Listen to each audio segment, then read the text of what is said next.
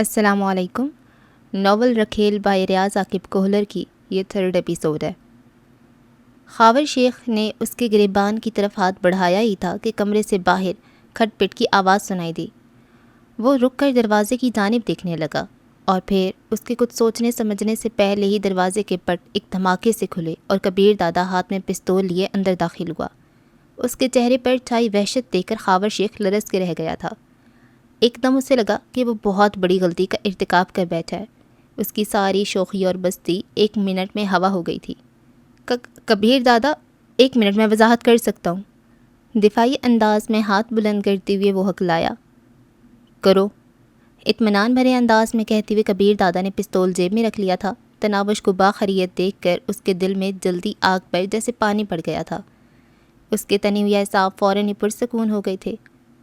مجھے شاہ جی نے ایسا کرنے کو کہا تھا۔ خاور شیخ نے یوں کہا جیسے اخلاق حسین کا نام ہی وضاحت دینے کے لیے کافی ہو۔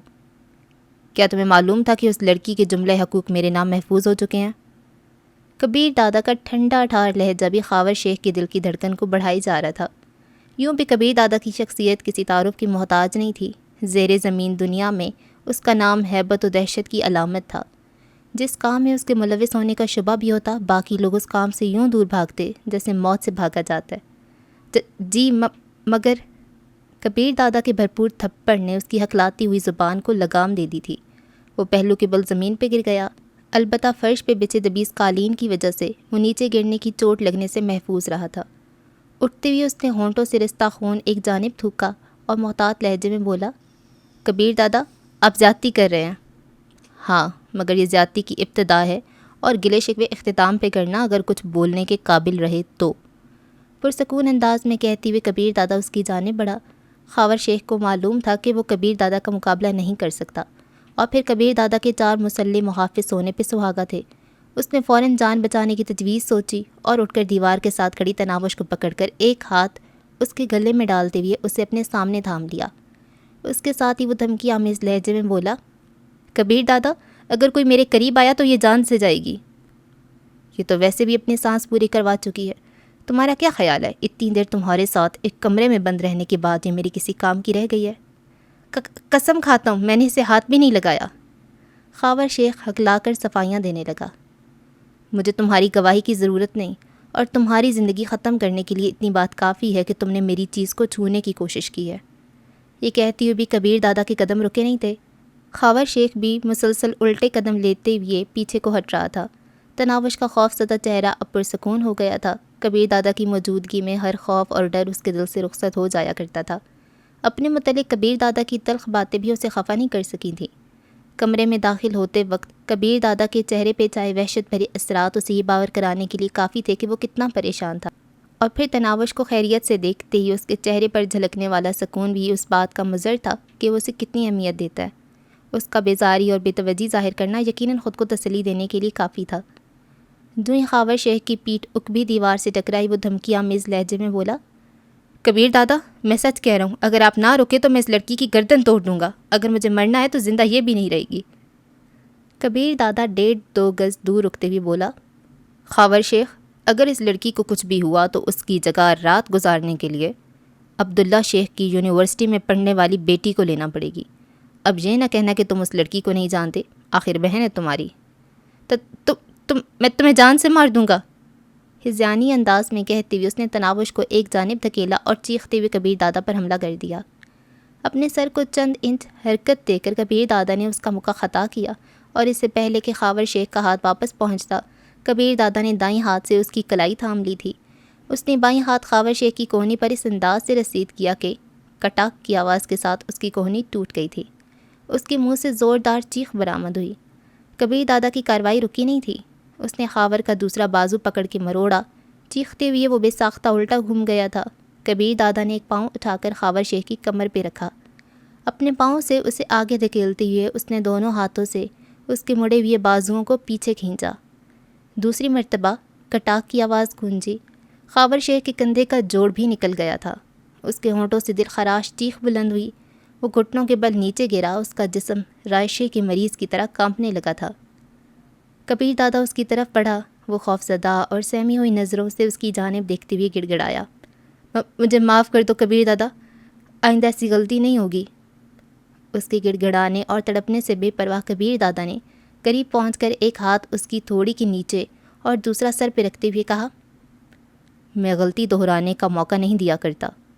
اس کے ساتھ ہی اس نے مخصوص انداز میں جھٹکا دیا۔ کٹاک کی ایک اور آواز بلند ہوئی تھی، لیکن اس مرتبہ خاور شیخ چیخ نہیں پایا تھا۔ اوندھے منہ دبیس قالین پہ گرتے ہوئے وہ ہاتھ پاؤں جھٹکنے لگا۔ وہ ایک معصوم اور بے بس لڑکی کی چیخیں سننے کا منصوبہ بنائے ہوئے تھا۔ ہوا کی بیٹی کو اذیت دے کر وہ خود کو محظوظ کرنے کا سوچے ہوئے تھا، اور تقدیر اس ظالم پر خندہ زن تھی۔ کبیر دادا تناوش کی طرف مڑا۔ وہ بھاگ کر اس کے قریب آئی اور یوں وارفتگی سے لپٹی گویا برسوں کی شناسا ہی تو ہو۔ اتنی دیر لگا دی، اس نے لاڈ بھرے انداز میں شکوہ کیا تھا۔ کبیر دادا کے چاروں محافظ یہ منظر دیکھتے ہی فوراً کمرے سے باہر نکل گئے تھے۔ اس کے یوں بے ساختگی سے لپٹنے پر کبیر دادا ششتر رہ گیا تھا۔ اس کے وہم و گمان میں بھی نہیں تھا کہ تناوش اس بے باکی کا مظاہرہ کرے گی۔ اس نے تناوش کی جسارت پہ غصہ کرنے کا سوچا، اسے جھڑکنے کا ارادہ کیا، مگر وہ ایسا کچھ بھی نہیں کر پایا تھا۔ تناوش کے ملائم اور نرم و نازک وجود نے اسے سن کر دیا تھا۔ تناوش کے بدن کی خوشبو اس کے حواس کو مختل کرنے لگی تھی۔ کافی کوشش کر کے اس نے اپنی زبان کو بولنے پر آمادہ کیا، تمہیں یوں کسی کے ساتھ نہیں چلے جانا چاہیے تھا۔ مجھے اگر ذرا بھی امید ہوتی کہ آپ خود مجھے لینے آئیں گے تو شاید قیامت تک انتظار میں بیٹھی رہتی، اور پھر مجھے یہ بھی گمان تھا کہ آپ کی بیوی کی طرف کوئی غلیظ ہاتھ نہیں بڑھا پائے گا۔ اس کے مؤخر الذکر فکرے پر کبیر دادا کو سبکی کا احساس ہوا۔ اسے بمشکل خود سے علیحدہ کرتے ہوئے وہ دھیرے سے بولا، میرا بھی یہی گمان ہے، مگر کچھ لوگوں کی سمجھ میں یہ بات اتنی جلدی نہیں آتی، اور میرا سمجھانے کا طریقہ ایسا ہے کہ وہ سمجھ تو جاتے ہیں مگر مستقبل میں اس پر عمل کرنے کے قابل نہیں رہتے۔ تناوش کھلکھلا کر ہنسی، اب مجھے بھی اس طریقے سے سمجھانا نہ شروع کر دینا۔ کبیر دادا نے بے ساختہ امڑ آنے والی مسکراہٹ کو ہونٹ بھینچ کر روکا اور سنجیدہ لہجے میں بولا، چلنا چاہیے۔ ہاں چلے، مگر یاد رہے اتفاق سے آپ نے میرا چہرہ تو دیکھ لیا، منہ دکھائی معاف نہیں کروں گی۔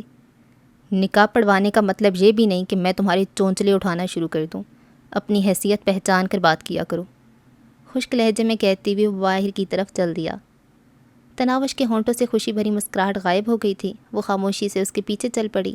اپنی حیثیت اسے یاد تھی، اس نے خود کبیر دادا کو یہی دعوت دی تھی کہ وہ صرف نکاح پڑھوا لے، اس کے بعد بے شک اسے رکھیل سمجھ کر رکھے اور رکھیل ہی سا سلوک کرے۔ اس وقت کبیر دادا نے اس سے یہ بھی پوچھا تھا کہ وہ اپنی باتوں سے پھرے گی تو نہیں، اور اس نے اعتماد بھرے لہجے میں کہا تھا کہ وہ اپنے کہے سے 1 انچ بھی نہیں ہٹے گی۔ اس وعدے وعید کے بعد تناوش کا ایک بیوی کے حقوق کے لیے اصرار کرنا کسی بھی طرح جچتا نہیں تھا۔ یوں بھی کبیر دادا کے چہرے پر اپنے لیے پریشانی دیکھ کر اس نے امید کا دامن دراز کیا تھا، لیکن کبیر دادا نے اسے یہ باور کرانے میں 1 منٹ کی بھی دیر نہیں کی تھی کہ اس کا پریشانی ظاہر کرنا اس کی محبت کی وجہ سے نہیں بلکہ اپنی عیاشی کی وجہ سے تھا۔ وہ تناوش کو اپنی ملکیت سمجھ رہا تھا، اور عورت چاہے بیوی ہو یا رکھیل، اس میں حصے دار بنانا مرد کی فطرت میں شامل نہیں۔ تناوش اس کی ملکیت تھی، وہ اپنی ملکیت پر کیسے کسی دوسرے کا تصرف برداشت کر سکتا تھا۔ ایک محافظ نے کبیر دادا کے لیے عقبی دروازہ کھولا ہوا تھا۔ اس کے بیٹھنے تک تناوش دوسری جانب سے گھوم کر اس کے ساتھ ہی بیٹھ گئی تھی۔ راستے میں کبیر دادا سنجیدہ چہرہ لیے بیٹھا رہا۔ تناوش نے بھی کچھ بولنے کی کوشش نہیں کی تھی۔ کبیر دادا کی تلخ بات اسے ابھی تک ہضم نہیں ہو پا رہی تھی، لیکن گھر پہنچنے تک وہ خود کو سنبھال چکی تھی۔ فی الحال کبیر دادا کے نزدیک اس کی کوئی اہمیت نہیں تھی، لیکن کوشش سے وہ اس کے دل میں جگہ بنا سکتی تھی۔ نہ جانے کیوں اس کا دل کبیر دادا کے دل میں جگہ بنانے کا خواہاں تھا۔ وہ اس سے علیحدہ ہونے پر خود کو آمادہ نہیں کر پا رہی تھی۔ گھر پہنچتے ہی کبیر دادا نیچے اتر کر تیز قدموں سے اپنی خوابگاہ کی طرف بڑھ گیا۔ تناوش 1 مرتبہ پہلے وہاں آ چکی تھی۔ اسے خوابگاہ کا راستہ معلوم تھا اور کسی سے رہنمائی لیے بغیر وہ آسانی سے وہاں پہنچ سکتی تھی۔ اس کے باوجود کبیر دادا کی حرکت پر وہ دل محسوس کر رہ گئی تھی۔ نئی نویلی دلہن کا اتنا تو حق بنتا تھا کہ اسے اپنے ساتھ چلا کر لے جایا جاتا۔ فرنٹ سیٹ پر بیٹھے ہوئے عظیم کو دیکھ کر بھی وہ مسکرا نہیں سکی تھی، حالانکہ گزشتہ روز اسے دیکھتے ہوئے وہ ہنسی نہیں روک پا رہی تھی کہ تناوش کی وجہ سے اسے کبیر دادا کے بھرپور تھپڑ کا سامنا کرنا پڑا تھا۔ اب شاید عظیم کی ہنسنے کی باری تھی۔ وہ جو دل سے کار سے اتر کر وہ بوجھل قدموں سے خوابگاہ کی طرف بڑھ گئی۔ خوابگاہ میں گھستے ہی اسے کبیر دادا منقش دروازے والی ایک الماری کے سامنے کھڑا نظر آیا۔ الماری سے کوئی چیز نکال کر وہ پیچھے مڑا۔ اس کے ہاتھ میں سنہری سیال والی 2 بوتلیں دیکھتے ہی تناوش سمجھ گئی تھی وہ کس غلیظ مشروب سے شغل شروع کرنے والا ہے، لیکن وہ جیسا بھی تھا اب اس کا شوہر تھا، اور وہ جن حالات میں وہاں پہنچی تھی اس کے بعد اپنے شوہر کی کسی بات پر ناک منہ چڑھانا مناسب نہیں تھا۔ وہ خود ہی تمام کشتیاں جلانے پر آمادہ ہوئی تھی۔ نکاح سے پہلے ہی اس نے اپنے تمام حقوق کبیر دادا کو معاف کر دیے تھے، تو اب کوئی واویلا کرنا اسے جچتا نہیں تھا۔ اس کے ساتھ وہ یہ بھی جانتی تھی کہ کبیر دادا کے نزدیک اس کی اہمیت ایک لذیذ پکوان جتنی ہی تھی کہ پیٹ بھرنے کے بعد جسے نظر بھر دیکھا بھی نہیں جاتا۔ کبیر دادا نے صوفے پر بیٹھ کر شیشے کا نفیس گلاس بھرا اور ایک ہی سانس میں پورا گلاس خالی کر دیا۔ اس پر سے نظریں ہٹا کر وہ سب قدموں سے چلتی ہوئی جہازی سائڈ کے بیڈ کے کنارے پہ ٹک گئی۔ اس کے ساتھ ہی وہ پرتعش خوابگاہ کا جائزہ لینے لگی۔ فرش پہ گہرے بھورے رنگ کا دبیس قالین بچھا تھا۔ جہازی سائز بیڈ کے پاؤں کی طرف دیوار پر ایک بڑی LED لگی ہوئی تھی۔ اس کے ساتھ والی دیوار میں ڈریسنگ روم اور آگے غسل خانے کا دروازہ تھا۔ دوسری دو دیواروں پر جنگل کے بادشاہ کی دو بڑی بڑی پینٹنگز آویزاں تھیں۔ چھت میں خوبصورت سیلنگ کی گئی تھی اور ایک ترتیب سے 10-12 انرجی سیور نصب تھے۔ ان کے جلنے سے خوب تیز روشنی پھیلی ہوئی تھی۔ بیڈ کی دائیں جانب 5 سیٹر صوفہ سیٹ رکھا ہوا تھا۔ صوفہ سیٹ کے سامنے شیشے کی خوبصورت میز رکھی تھی، جبکہ صوفے کے جوانب میں شیشے کی تپائیاں پڑی تھیں۔ چھت سے پنکھے لٹکے ہوئے نظر نہیں آ رہے تھے، اس کی بجائے ایک دیوار میں لگا ہوا AC اعلان کر رہا تھا کہ مقیم کو پنکھوں کی ضرورت نہیں ہے۔ ایک کونے میں درمیانہ سا فریج بھی رکھا ہوا تھا۔ کمرے کو ایک نظر دیکھنے والا بھی آسانی سے اندازہ کر سکتا تھا کہ گھر کا مالک کتنا دولت مند ہے۔ اس خوابگاہ کو دیکھتے ہوئے تناوش کی نگاہوں میں اپنے گھر کے کمرے کا منظر ابھرا۔ بان کی چارپائی پہ بچھی منقش چادر جو زیادہ دھلائی سے اپنے اصل رنگ گم کر چکی تھی، لکڑی کی ایک پرانی سی میز جس کا نہ ہونا ہونے سے کئی گنا بہتر تھا، چھت سے لٹکتا ہوا پرانا پنکھا جو ہوا سے زیادہ آوازیں دیتا تھا، اور واپڈا کی مہربانی سے انہیں وہ آوازیں کم ہی سننے کو ملا کرتی تھیں۔ گرد و غبار ختم کرنے کے لیے اسے ہر دوسرے دن کچے فرش پر پوچھا بھی پھیرنا پڑتا تھا۔ عمارت اور غربت کا تضاد دکھانے کے لیے 2 تصویریں کھینچی جاتیں تو اس کے لیے کبیر دادا کی خوابگاہ کے مقابل ان کا کمرہ غربت کی مکمل تصویر پیش کرتا تھا۔ تمہیں اپنا وعدہ یاد ہے نا؟ یکے بعد دیگرے 3 گلاس حلق میں انڈیل کر وہ چوتھے گلاس سے ہلکی ہلکی چسکیاں لیتے ہوئے تناوش کو مخاطب ہوا۔ اس کے ایک دم پکارنے پر وہ ہڑبڑا گئی تھی۔ جی کون سا وعدہ؟ یہی کہ میں نکاح پڑھوا لوں اور اس کے بعد تم کوئی مطالبہ پیش نہیں کرو گی، بلکہ رکھیل کی طرح میرے پاس رہو گی۔ کبیر دادا کی طرف زخمی نظروں سے دیکھتے ہوئے وہ مستفسر ہوئی، بیوی اور رکھیل میں کیا فرق ہوتا ہے؟ میں نہیں جانتا کہ کیا فرق ہوتا ہے اور نہ جاننے کی خواہش ہے، البتہ تم یہ جان لو کہ یہاں جتنے دن رہنا ہے اپنی حیثیت اور جگہ پہچان کر رہنا ہوگا۔ آج میرے محافظوں کے سامنے تم پر رومانس کا جو بھوت سوار ہوا تھا، آئندہ ایسی کوئی حرکت نہ دیکھوں۔ تناوش کے ہونٹوں پر دھیمی سی مسکراہٹ نمودار ہوئی اور اس نے شوخ لہجے میں پوچھا، یہ رومانس والی شرط کمرے سے باہر تک محدود رہے گی یا کمرے میں بھی یہی قانون لاگو رہے گا؟ کبیر دادا نے اسے غصے بھری نظروں سے گھورا، مگر وہ نگاہیں چرائے بغیر اس کی جانب متوجہ رہی۔ یقیناً تم یہاں اپنا قیام مختصر کرنا چاہتی ہو، وہ اطمینان سے بولی۔ بات طویل اور مختصر قیام کی نہیں ہے، بس یہ یاد رہے کہ جتنے دن یہاں رکھو گے اپنے کسی کام سے منع کرنے کی کوشش نہ کرنا۔ خوابگاہ سے باہر مجھے رکھیل کا نام دیتے ہو، داشتہ کہہ کر میرا تعارف کراتے ہیں یا اس سے بھی زیادہ کسی غلیظ لقب سے پکارتے ہیں، اس سے مجھے کوئی فرق نہیں پڑتا۔ میں اس خوابگاہ میں اپنا تصرف چاہتی ہوں اور یہاں مجھے بیوی کے حقوق میسر رہنے چاہیے، اور بس۔ تم اس قسم کی کوئی شرط منوانے کی مجاز نہیں ہو۔ یہ شرط نہیں ہے، میرا حق ہے۔ یقیناً ایک رکھیل اتنا حق تو رکھتی ہے کہ ایک کمرہ اس کے تصرف میں رہے۔ یہ کہتی ہوئے وہ اس کی طرف پڑھی۔ اب رات کافی ہو گئی ہے، میرا خیال ہے آرام کرنا چاہیے۔ اس کے سامنے قالین پر بیٹھ کر اس کے بوٹوں کے تسمے کھولنے لگی۔ یہ کیا کر رہی ہو؟ اس نے اپنے پاؤں پیچھے سمیٹنا چاہے۔ اس کے دونوں پاؤں پر اپنی گرفت سخت کرتے ہوئے وہ بولی، کہا ہے نا مجھے اپنے کسی کام سے روکنے کی کوشش مت کرنا۔ یہاں جتنے دن رہوں گی آپ کو یہ سب برداشت کرنا پڑے گا۔ یوں بھی یہاں پر آپ کا کوئی محافظ نہیں دیکھ رہا۔ کبیر دادا صوفے کی پشت سے ٹیک لگاتا ہوا بولا، بے وقوف لڑکی، ایسی کوششوں سے تمہیں کچھ بھی نہیں ملنے والا۔ میرا نام تناوش کبیر ہے، اگر آپ پیار سے چندہ، گڑیا، جانو وغیرہ کہہ کر بلانا چاہیں تو مجھے کوئی اعتراض نہیں ہوگا، مگر یہ لڑکی وغیرہ بالکل نہیں چلے گا۔ شوخی بھرے لہجے میں کہتے ہوئے اس کے بوٹ اتارنے لگی۔ کبیر دادا افسوس بھرے انداز میں سر ہلا کے رہ گیا تھا۔ وہ الٹی کھوپڑی کی لڑکی نہ تو اس کے غصے کو خاطر ملا رہی تھی، نہ اس کے سمجھانے کا کوئی اثر ہو رہا تھا۔ اب اس کا ایک ہی حل کبیر دادا کی سمجھ میں آ رہا تھا کہ جلد از جلد اسے طلاق دے کر رخصت کر دیتا۔ اس کی جرابیں اتارتے ہوئے تناوش نے منہ بنایا، شاید ہفتہ بھر سے یہ جرابیں پہنی ہوئی ہیں۔ اگر پسینے کی بو اتنی بری لگ رہی ہے تو میری جرابوں کو ہاتھ نہ لگاتی، کسی نے منت تو نہیں کی تھی۔ کبیر کا لہجہ خفگی کا عنصر لیے ہوئے تھا۔ وہ وارفتگی سے بولی، ایسا میں نے کب کہا کہ آپ کے پسینے کی بو مجھے بری لگتی ہے؟ میں نے تو فقط جرابوں کے میلا ہونے کی نشاندہی کی ہے۔ بات کو غلط سمت موڑنے کی کوشش نہ کیا کریں، سمجھے؟ یہ کہہ کر وہ اس کے بوٹ اور جرابیں اٹھا کر ریک کی طرف بڑھ گئی۔ جوتوں کو ریک میں رکھ کر اس نے بیڈ کے ساتھ پڑی ہوئی ہوائی چپل اٹھائی اور اس کے پاؤں کے پاس لا کر رکھ دی۔ اس کے ساتھ ہی وہ صوفے پر بیٹھ کر اس کی ٹائی کی گرہ ڈھیلی کرنے لگی۔ کبیر دادا کو اس قسم کی خدمتیں لینے کی عادت نہیں تھی، لیکن وہ خاموش بیٹھا رہا۔ ٹائی اس کے گلے سے نکال کر تناوش اس کی قمیض کے بٹن کھولنے لگی۔ کبیر نے منہ بنایا، یہ بٹن میں ڈریسنگ روم میں جا کر بھی کھول سکتا ہوں۔ وہ شرارتی لہجے میں بولی، ہاں مگر اس میں وقت صرف ہوگا، اور جب میرے جیسی پیاری بیوی موجود ہو تو آپ کو یہ سب کرنے کی کیا ضرورت ہے؟ اس کی قمیض کے بٹن کھول کر تناوش نے اس کے ہاتھ سے گلاس لینے کی کوشش کرتے ہوئے کہا، بس کریں، اتنا اچھا مشروب بھی نہیں ہے کہ آپ 2 بوتلیں میدے میں انڈیل لیں۔ اس مرتبہ کبیر دادا اپنے غصے پر قابو نہیں رکھ سکا تھا۔ ایک ہاتھ سے تناوش کا بازو پکڑ کے اسے دھکا دے کر دور پھینکتے ہوئے بولا، تم حد سے بڑھ رہی ہو۔ دبیس قالین کی وجہ سے تناوش کو چوٹ تو نہیں لگی، البتہ توہین کے احساس سے اس کی آنکھوں میں نمی ابھر آئی تھی، لیکن جب وہ بولی تو اس کے لہجے میں خفت یا شرمندگی کا کوئی عنصر نہیں موجود تھا۔ اچھا، آپ جلدی جلدی یہ گلاس خالی کریں، میں سلیپنگ سوٹ لے کر آتی ہوں۔ یہ کہتی ہوئے وہ ڈریسنگ روم کی طرف بڑھ گئی۔ کبیر دادا اسے حیرانی بھری نظروں سے گھورتا رہ گیا تھا۔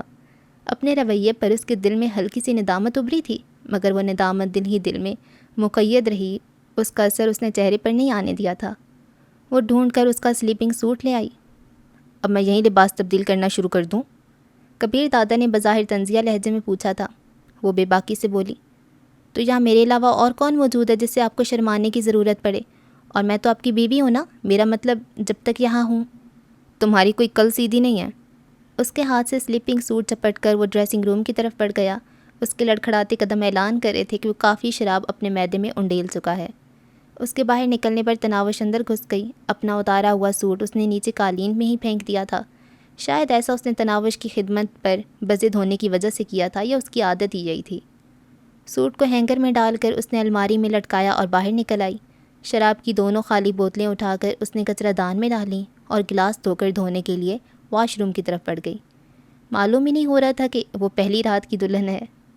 کبیر دادا بیڈ پہ لیٹ گیا تھا۔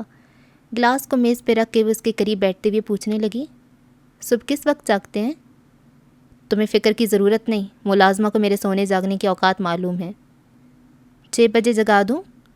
اس کی بیزاری کو نظر انداز کرتے ہوئے تناوش نے معصومیت سے پوچھا۔ وہ زچ ہوتے ہوئے بولا، 10 بجے سے 1 منٹ پہلے ہلایا تو گردن دبا دوں گا۔ تناوش کھلکھلا کر ہنسی، یہی بات آپ شرافت سے پہلے ہی بتا دیتے۔ خیر، ناشتے میں کیا لیں گے؟ اس کی مترنم ہنسی کبیر دادا کو بہت بھلی محسوس ہوئی تھی، مگر وہ اپنی دلی کیفیات پر بیزاری کا پردہ ڈالتے ہوئے کہنے لگا، جو ناشتہ بناتا ہے اسے سب معلوم ہے، تمہیں باورچن بننے کی کوئی ضرورت نہیں۔ کہہ دیا نا، جب تک میں یہاں ہوں اپنے سارے خدمتکاروں کو بھول جائیں، آپ کے سبھی کام کرنے کا حق صرف اور صرف مجھے ہے۔ البتہ آپ کو بتانے میں حرج ہو رہا ہے تو کوئی بات نہیں، سب ملازمہ سے پوچھ لوں گی۔ یہ کہتے ہوئے وہ اس کے بالوں میں انگلیاں پھیرنے لگی۔ وہ اسے منع کیے بغیر خشک لہجے میں گویا ہوا، جانتی ہو تمہاری ساری کوششیں بیکار اور بے فائدہ ہیں، فضول میں اپنی توانائیاں ضائع کر رہی ہو۔ تمہاری یہاں آمد کا مقصد مجھے بھی معلوم ہے، تمہیں بھی بھولا نہیں ہوگا، اور اگر یاد نہیں ہے تو یاد دہانی کرا دیتا ہوں کہ تم خوبصورت، پرکشش اور جاذب نظر جسم کی مالک ہو، اس لیے کبیر دادا کی خوابگاہ میں نظر آ رہی ہو۔ اس کا یہ مطلب بھی نہ لینا کہ کبیر دادا کو خوبصورت لڑکیوں کی کمی ہے۔ تم نے خود آفر کیا اور ترس کھاتے ہوئے میں نے منظور کر لی، اس لیے جو 3 دن یہاں گزارنے ہیں آرام سے گزارو، اس کے بعد تمہیں آزاد کر دوں گا۔ تناوش کے ہونٹوں پر پھیکی مسکراہٹ نمودار ہوئی۔ اس کے بالوں میں انگلیاں پھیرنے کا عمل جاری رکھتے ہوئے وہ آہستہ سے بولی، یہ ساری باتیں میں اچھی طرح جانتی ہوں، لیکن آپ کو نہیں معلوم کہ آپ کی وجہ سے مجھے کس عذاب سے چھٹکارا نصیب ہوا، اور پھر میرے غریب خانے پر آپ نے بذات خود آ کر جو میرا مان بڑھایا ہے، اس احسان کا بدلہ تو میں کبھی نہیں چکا سکتی۔ باقی رہا آپ کی خدمت کرنے کا مسئلہ، تو یہ آپ کو متاثر کرنے کے لیے نہیں ہے۔ ہر مشرقی بیوی اپنے شوہر کی خدمت خوش دلی سے کرتی ہے، اس لیے میں جب تک یہاں ہوں آپ کے چاہنے نہ چاہنے کے باوجود خدمت کرتی رہوں گی، اور جب علیحدہ کریں گے تو خاموشی سے گھر چلی جاؤں گی، یہ سوچ کر کہ بس اب آپ کو میری ضرورت نہیں رہی۔ تمہیں سمجھانا ہی فضول ہے۔ کبیر دادا نے بیڈ سائڈ پر لگا تیز روشنی کا بٹن بند کر کے 0 بلب جلا دیا۔ صبح نہا کر تناوش نے وہی کپڑے دوبارہ پہن لیے تھے کہ گھر سے وہ ایک جوڑا ہی لے کر آئی تھی۔ خواب کا اور پھر ڈرائنگ روم میں جائے نماز ڈھونڈنے کی ناکام کوشش کے بعد وہ باہر لان میں نکل آئی۔ نرم و ملائم گھاس پر نماز پڑھتے ہوئے اسے عجیب سی فرحت کا احساس ہوا تھا۔ نماز پڑھ کر وہ کافی دیر ہاتھ اٹھائے اپنے رب سے ہم کلام رہی۔ نہ جانے وہ اس بے نیاز داتا سے کیا کیا مانگتی رہی کہ جس کے خزانوں میں کوئی کمی نہیں ہے۔ دعا مانگ کر وہ ننگے پاؤں گھاس پر ٹہلنے لگی۔ شیر کے مجسمے کے گرد اڑتا فواروں کا پانی بہت بھلا محسوس ہو رہا تھا۔ وہ فوارے کے گرد گھومتی رہی۔ داخلی دروازے پر 2 مسلح چوکیدار موجود تھے، جبکہ اندرونی عمارت کے دونوں کونوں پر بھی 2 آدمی اپنے ہتھیار گود میں رکھ کر کرسی پر بیٹھے تھے۔ تمام کی نظریں تناوش کی جانب ہی نگران تھیں۔ اسے نماز پڑھتے دیکھ کر ان کے ہونٹوں پر مسکراہٹ کھیلنے لگی۔ دستگیر بھائی، یہ مولا نے کبیر دادا کہاں سے پکڑ لایا ہے؟ ایک چوکیدار دبے لہجے میں دوسرے کو مخاطب ہوا۔ دستگیر نے دانت نکالتے ہوئے کہا، جانتے ہو گیدڑ کی موت آتی ہے تو وہ شہر کا رخ کرتا ہے، اور جب مرد پر برا وقت آتا ہے تو وہ کسی عورت کی محبت میں مبتلا ہو جاتا ہے۔ تمہارے کہنے کا مطلب ہے کہ کبیر دادا اس بالشت بھر کی چھوکری کی محبت میں مبتلا ہو گیا ہے؟ دستگیر نے اس بات میں سر ہلاتے ہوئے کہا، نیاز بھائی، کہنے والے تو یہی کہہ رہے ہیں۔ کون کہہ رہے ہیں؟ نیاز مستفسر ہوا۔ رات کو امتیاز کی زبانی جو تفصیل معلوم ہوئی ہے، اس مطابق تو یہی لگتا ہے کہ کبیر دادا اس لڑکی پر بری طرح فریفتہ ہے۔ اس لڑکی کی خاطر اس نے اخلاق حسین شاہ جیسے آدمی پر ہاتھ اٹھایا ہے، اور شاہ جی کے خاص آدمی خاور شیخ کو موت کے گھاٹ اتار دیا ہے، بلکہ کل عصر کے وقت اس نے خاور شیخ کے چھوٹے بھائی کو بھی اس لڑکی کے ہاتھوں مروا دیا۔ امتیاز اس کا نام دلاور شیخ بتا رہا تھا، اور اس کا قصور صرف اتنا تھا کہ وہ اس لڑکی کو آتے جاتے چھیڑتا تھا۔ نیاز نے حیرانی سے پوچھا، اس نے ایک مرد کو قتل کیا ہے؟ ہاں، دلاور شیخ نے اس کے بھائی کو قتل کیا تھا، اور اس نے ماں کے ساتھ مل کر بدلہ لے لیا، اور دلاور شیخ تو اس کے لیے بھی چوں کر نہ سکا کہ وہاں کبیر دادا موجود تھا۔ نیاز سمجھنے والے انداز میں سر ہلاتے ہوئے بولا، ویسے کبیر دادا کو یہ ملی کہاں پر ہے؟ 2 دن پہلے چوکیدار رحمت خان کی ڈیوٹی میں آئی تھی، خود کو کبیر دادا کی دوست بتا رہی تھی۔ نیاز بولا، تعلق کے بعد ملنے آئی ہوگی نا؟ میں پوچھ رہا ہوں کہ دونوں کی آنکھ کہاں لڑی ہے، اور کیا اس بے وقوف کو معلوم نہیں کہ کبیر دادا کس بلا کا نام ہے؟ چھوڑو نیاز بھائی، خود ہی بھگتے گی۔ کبیر دادا 2-3 دن سے زیادہ کسی لڑکی کو قریب نہیں چھوڑتا۔ یاد نہیں، جلوہ جیسی اداکارہ کو اس نے 3-4 دن بعد ٹھینگا دکھا دیا تھا۔ یہ 2 بے وقوف سی گھریلو لڑکی نظر آتی ہے۔ یوں بھی کبیر دادا جیسے شرابی غنڈے کی قربت میں کسی نمازی روزہ دار کا کیا کام؟ تناوش اس کی باتوں سے بے خبر گھاس پہ ٹہلتی رہی۔ ننگے پاؤں گھاس پر گھومنا اسے بہت اچھا لگتا تھا۔ پہلے وہ کبھی کبھار اسکول کے لان میں گھاس پہ ٹہل لیتی تھی، مگر اسکول کی گھاس کے مقابلے میں یہ اعلیٰ قسم کی گھاس تھی۔ یوں محسوس ہو رہا تھا جیسے وہ ریشم پر چل رہی ہو۔ طلوع آفتاب کے وقت وہ چپل پہن کر اندر کی طرف بڑھ گئی۔ گھر میں وہ صبح سویرے ناشتے کی عادی تھی۔ رات کی باسی روٹی توے پہ گرم کر کے وہ چائے کے ساتھ کھا لیا کرتی۔ اس کے بعد وہ کالج جانے کی تیاری میں لگ جاتی، اور ماں اس کے دوپہر کا کھانا تیار کرنے لگتی۔ اب اسے کالج تو نہیں جانا تھا، مگر بھوک تو محسوس ہو رہی تھی۔ کچن کا دروازہ کھانے کے کمرے سے ملحق تھا۔ لمبی چوڑی کھانے کی میز کو دیکھ کر لگتا ہی نہیں تھا کہ اس پر اکیلا کبیر دادا بیٹھ کر کھانا کھاتا ہوگا۔ اس کے ذہن میں خیال آیا، شاید یہاں مہمانوں کی آمد رہتی ہے، اور اس وجہ سے کبیر دادا کو اتنی بڑی میز لگوانا پڑی۔ کھانے کے کمرے کی طرح باورچی خانہ بھی بہت بڑا تھا۔ ایک چھوڑو 2 فریج وہاں موجود تھے۔ ملازمہ ابھی تک نہیں پہنچی تھی کہ وہ کبیر دادا کے جاگنے کے اوقاف سے واقف تھی۔ باقی ملازموں کے لیے یقیناً ملازموں کے کوارٹرز میں ہی ناشتہ بنتا ہوگا۔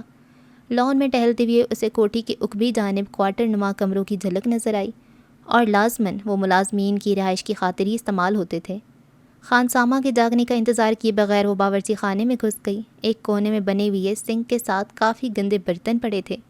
ایسے گندے برتن دیکھ کر اسے سخت کوفت ہوئی تھی۔ چولہے پہ چائے کا پانی چڑھا کر وہ برتن دھونے لگی۔ برتن صاف کرنے کے ساتھ ساتھ وہ چائے بھی بنا چکی تھی۔ ابھی پراٹھا بنانے کے لیے وہ آٹا گوندنے کا سوچ ہی رہی تھی کہ ایک ادھیڑ عمر خاتون اندر داخل ہوئی۔ اسے دیکھ کر وہ حیران رہ گئی تھی۔ اس نے چھوٹتے ہی پوچھا، جی آپ کون؟ وہ فلسفیانہ لہجے میں بولی، فی الحال تو اس گھر کی مالکن کہہ سکتی ہو۔ وہ معنی خیز لہجے میں بولی، اس گھر کی مالکن تو شاید کبھی پیدا نہ ہو، آپ کو شاید صاحب کے نشے میں کی گئی گفتگو کی کوئی غلط فہمی پیدا ہوئی ہے۔ وہ فوراً صفائی دیتی ہوئی بولی، خالہ آپ کی اطلاع کے لیے عرض ہے کہ کل میرا اور کبیر علی خان کا نکاح ہو چکا ہے۔ کیا آپ کو میرے کپڑوں سے اندازہ نہیں ہو رہا کہ میں پہلی رات کی دلہن ہوں؟ وہ بے پرواہی سے بولی، آپ کھانے کی میز پر تشریف رکھیں، میں ناشتہ لگا دیتی ہوں۔ باقی روزانہ نئے نکور اور قیمتی لباس والیاں ہی نظر آتی ہیں، آج تک کوئی پھٹے پرانے لباس میں تو نظر نہیں آئی کہ آپ کو انوکھا سمجھوں۔ تناوش کو سخت قسم کی توہین کا احساس ہو رہا تھا، مگر جھگڑا تو نہیں کر سکتی تھی کہ وہ اسے کبیر دادا کی دلہن سمجھے۔ یوں بھی ایک ملازمہ سے اس بات پر جھگڑنا کہ وہ اسے کبیر دادا کی بیوی سمجھے خاصا عجیب تھا۔ وہ چپکے سے باہر نکل آئی۔ تھوڑی دیر بعد ملازمہ اس کے لیے ناشتہ لے آئی تھی۔ جوس، سیب، ڈبل روٹی، جیم، مکھن، انڈے اور جانے کیا کیا لوازمات وہ ٹرالی میں بھر لائی تھی۔ ناشتہ شروع کرنے سے پہلے اس نے پوچھا، خالہ صاحب ناشتے میں کیا لیتے ہیں؟ وہ بھی یہی کچھ لیتے ہیں بی بی جی، بس مقدار کچھ زیادہ ہوتی ہے۔ شکریہ خالہ، آج سے ان کا ناشتہ میں خود لے جایا کروں گی، بس آپ میری رہنمائی کر دیا کرنا۔ کیا فائدہ بی بی جی، آج آپ نے یوں بھی واپس چلے جانا ہے؟ وہ پرعزم لہجے میں بولی۔ میں واپس جانے کے لیے نہیں آئی، ملازمہ نے منہ بنایا۔ یہاں آنے والی ہر دوسری لڑکی یہی کہتی ہے۔ آئندہ بولتے وقت کچھ سوچنے کی زحمت کر لینا، میں کوئی بازاری لڑکی نہیں ہوں، کبیر علی خان کی بیوی ہوں۔ بی بی جی آپ تو خفا ہونے لگی، میرا مطلب یہ تھا کہ… وہ قطع کلامی کرتی ہوئی سخت لہجے میں بولی۔ چھوڑے مطلب کو اور جائیں باورچی خانے کی صفائی کر لیں۔ آج تو گندے برتن میں نے دھو لیے تھے، لیکن اس کے بعد مجھے باورچی خانے میں گندا برتن نظر نہیں آنا چاہیے۔ خواہ مخواہ روب جھاڑنے کی ضرورت نہیں بی بی جی، میں صاحب کی ملازمہ ہوں، آپ کی نہیں۔ یہ کہتے ہوئے وہ بڑبڑاتے ہوئے باورچی خانے کی طرف بڑھ گئی۔ ایک رات کے لیے آتی ہیں اور مالکن کی طرح حکم جمانے لگ جاتی ہیں۔ اس کی بلند خود کلامی تناوش کے کان تک بھی پہنچ گئی تھی، مگر اسے برداشت کرنا پڑا۔ گو وہ ایک رات والی نہیں تھی اور نہ اس کا کبیر سے تعلق شریعت کے دائرے سے باہر تھا، مگر حقیقت تو یہی تھی کہ اس کا قیام بھی عارضی ہی تھا۔ سر جھٹک کر وہ تلخ سوچوں کو دور کرنے کی کوشش کرتے ہوئے ناشتے کی طرف متوجہ ہو گئی۔ ناشتہ کرتے ہوئے بھی اس کی سوچیں اسی مسئلہ میں سرگرداں رہیں۔ کبیر دادا کو جسم و جان کا مالک ماننے کے بعد اس سے دور نہیں جانا چاہتی تھی۔ وہ کوئی ایسا طریقہ سوچ رہی تھی کہ کبیر دادا صرف اسی کا بن کر رہ جاتا، مگر یہ بیل کسی طرح منڈے چڑھتے دکھائی نہیں دے رہی تھی۔ البتہ اتنا وہ جانتی تھی کہ کوشش کرنے والے ہی حصول کی لذت چکھتے ہیں، جبکہ ہاتھ پہ ہاتھ دھرے بیٹھنے والے بس مقدر کو کوستے رہتے ہیں۔ دلاور شیخ سے جان چھڑانے کے لیے اگر وہ ہاتھ پیر نہ ہلاتی تو کبھی بھی اپنے مقصد میں کامیاب نہ ہو پاتی۔ اب کبیر دادا کے معاملے میں بھی وہ اتنی آسانی سے پیچھے ہٹنے کو تیار نہیں تھی۔ ناشتہ کر کے وہ کافی دیر وہیں بیٹھی رہی، یہاں تک کہ ملازمہ برتن سمیٹنے پہنچ گئی۔ تناوش کے دماغ سے اب تک اس کی تلخ بات محو نہیں ہوئی تھی۔ خالہ بات سنو۔ وہ جو ہی برتن اٹھا کر باورچی خانے کی طرف مڑی، تناوش بول پڑی۔ جی بی بی۔ وہ رک گئی۔ میں آج کی بات کو نظر انداز کرتے ہوئے آپ کو تنبیہ کر رہی ہوں کہ اس کے بعد اگر مجھے موقع دیا یا کوئی ایسی ویسی بات کی تو نوکری سے فارغ کروا دوں گی۔ اس کے علاوہ آپ کر بھی کیا سکتی ہیں؟ اگر ایک غریب کی روزی پر لات مار کے آپ کو خوشی ملتی ہے تو آج ہی فارغ کروا دیں بی بی جی۔ غریب کو بولنے کی تمیز بھی تو ہونا چاہیے۔ وہ مزید برہم ہونے لگی۔ چلیں کچھ دن رہ گئیں تو آپ سے تمیز بھی سیکھ لوں گی۔ عام سے لہجے میں اس پر چوٹ کرتے ہوئے وہ باورچی خانے کی طرف بڑھ گئی۔ اس کے دماغ کی سوئی بس اسی بات پر اٹکی تھی کہ وہاں تناوش کا قیام 1-2 دن سے زیادہ نہیں ہونا تھا۔ کبھی کبھی تو خود تناوش کو بھی یہی لگنے لگتا کہ وہ بس 1-2 دن کی مہمان ہے، مگر پھر اس کے اندر ایک انجانہ حوصلہ بیدار ہوتا جو اسے یقین دلاتا کہ کبیر دادا اسے کسی صورت بھی طلاق نہیں دے گا۔ وہ اٹھ کر ڈرائنگ روم میں آ گئی۔ بڑی اسکرین کی LED کو آن کر کے وہ دھیمی آواز میں خبریں سننے لگی۔ وہ کافی دیر تک وہیں بیٹھی رہی کیونکہ کبیر دادا نے 10 بجے سے پہلے جگانے سے منع کیا تھا، اور اس سے پہلے اسے جگانے کی ہمت تناوش کو بھی نہیں ہو رہی تھی۔ 10 بجے اسے ملازمہ خوابگاہ کی طرف بڑھتی نظر آئی۔ اس نے پلیٹ میں شیشے کا گلاس بھی رکھا ہوا تھا۔ خالہ کہاں جا رہی ہو؟ اسے دروازے کے قریب روکتے ہوئے وہ مستفسر ہوئی۔ صاحب کو جگانا تھا۔ گلاس میں کیا ہے؟ لیمو نچوڑے ہوئے ہیں، یہ کھٹا پانی ہی انہیں جگانے میں مدد دیتا ہے۔ اچھا آپ ناشتہ تیار کریں، میں انہیں جگا دیتی ہوں۔ ملازمہ بغیر اصرار کیے لیمو پانی کا گلاس اس کے حوالے کرتی ہوئی واپس مڑ گئی۔ وہ خوابگاہ میں گھس گئی۔ کبیر دادا کے بھاری سانس اس کی گہری نیند میں ہونے کا اعلان کر رہے تھے۔ اس کے ساتھ بیٹھتے ہوئے وہ چند لمحے اس کے چہرے کو گھورتی رہی۔ ملگجی روشنی میں اس کا پرروب چہرہ پرسکون دکھائی دے رہا تھا۔ کاش آپ پر میری ملکیت متعین ہو جائے۔ اس کی دل کی گہرائیوں میں ایک تمنا جاگی اور اس کا ہاتھ کبیر دادا کے سر کی طرف بڑھ گیا۔ وہ اس کے گھنے بالوں میں ملائم انگلیاں کنگھی کی طرح پھیرنے لگی۔ اس کی بھاری سانس مدھم پڑنے لگی اور پھر اس نے آہستہ سے آنکھیں کھول دیں۔ چند لمحے خالی خالی نظروں سے تناوش کو گھورنے کے بعد اس کی نظروں کا زاویہ چھت کی طرف مڑ گیا۔ بالوں سے ہاتھ نکال کر تناوش نے دونوں ہاتھوں میں اس کا چہرہ تھاما اور چاہت سے بولی، اٹھ جائے نا، 10 بج چکے ہیں۔ وہ سر جھٹکتا ہوا اٹھ بیٹھا۔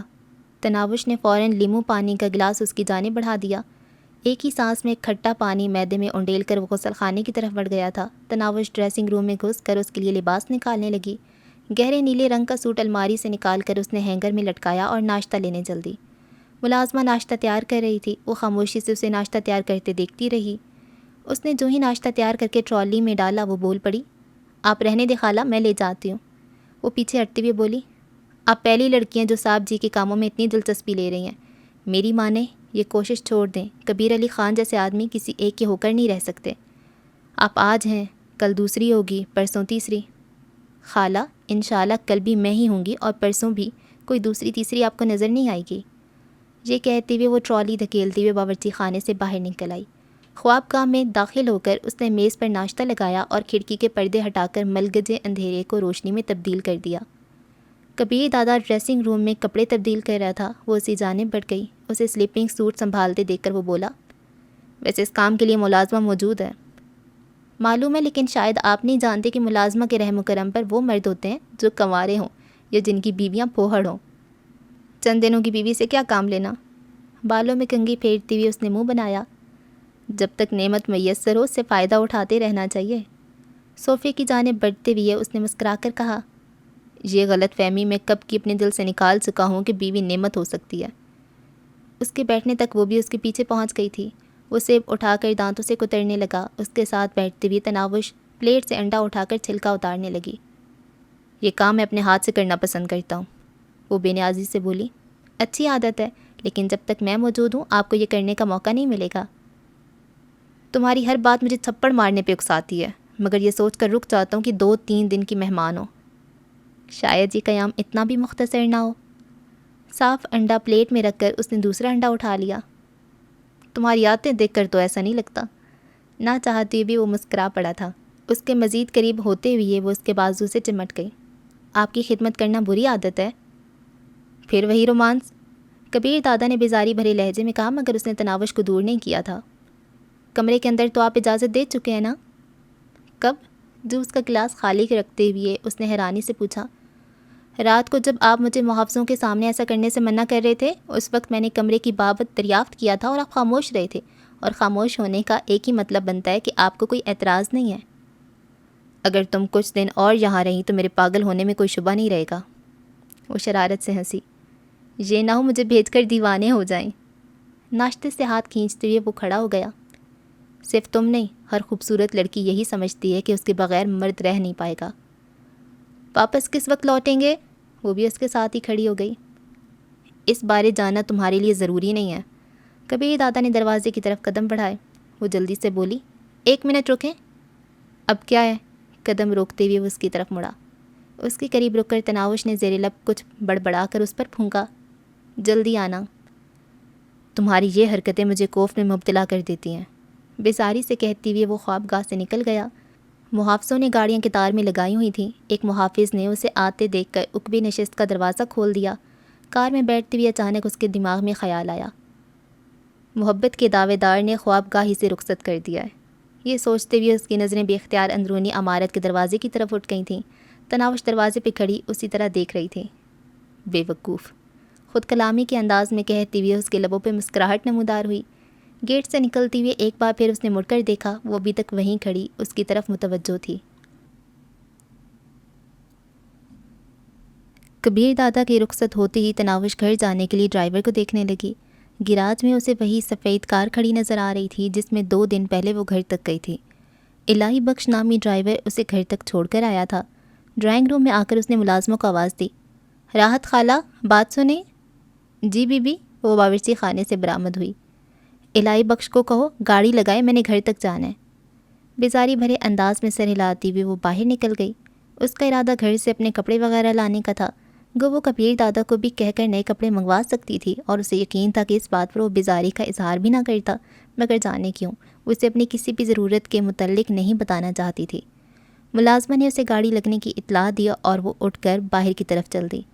تیاری تو کوئی کرنا نہیں تھی کہ اس کے پاس ایک ہی کپڑوں کا جوڑا تھا۔ اسے قریب آتا دیکھ کر ادھیڑ عمر ڈرائیور نے کار کا عقبی دروازہ کھول دیا۔ پچھلی مرتبہ کی برخلاف اس دفعہ اس کے دل میں کار میں بیٹھتے ہوئے کوئی جھجک موجود نہیں تھی۔ گھر کے سامنے اترتے ہوئے اس نے ڈرائیور کو 3 گھنٹے بعد آنے کا کہا اور گھر میں گھس گئی۔ ماں اسے گھر پر ہی ملی۔ اسے دیکھتی بشرا خاتون خوشی سے کھل اٹھی تھی۔ میری شہزادی آئی ہے۔ ماں نے بھاگ کر اسے گلے سے لگایا تھا۔ اسے یوں بھی لگ رہا تھا جیسے وہ بڑے عرصے بعد ماں کو مل رہی ہے۔ کبیر بیٹا نہیں آیا؟ ماں اس کی پیشانی چوم کر اسے ساتھ لیے چارپائی پر بیٹھ گئی۔ اس کے پاس اتنا وقت کہاں ہے ماں جی؟ اچھا رات کو کیا ہوا تھا؟ جب تم ملازموں کے ساتھ چلی گئی تھی تو خود یہاں دلہن لینے پہنچ گیا۔ ہاں ماں، وہ اصل میں بڑے لوگ ایسے ہی ہوتے ہیں۔ تناوش جان بوجھ کر اصل بات کھول کر گئی۔ بیٹی سچ سچ بتاؤ، خوش تو ہو نا؟ آپ سنائیں، رات کیسی گزری؟ اس نے ماں کی بات کا جواب دینے کی ضرورت محسوس نہیں کی تھی۔ رات تو اچھی گزری ہے، مگر میں نے کچھ پوچھا ہے۔ امی جان، شادیوں اور معاہدوں میں فرق ہوتا ہے۔ کبیر علی خان کا احسان ہے کہ انہوں نے نکاح پڑھوا کر میری عزت رکھ لی۔ بشرا فلسفیانہ لہجے میں بولی۔ تو کیا ضرورت تھی آسمان سے گرتے وقت کھجور میں اٹکنے کی؟ تناوش تلخی سے بولی۔ جب سینے میں نفرت کی آگ جل رہی ہو تو وہ کچھ بہتر سوچنے کا موقع نہیں دیتی۔ پچھتا رہی ہو؟ بشرا نے دکھی دل سے پوچھا۔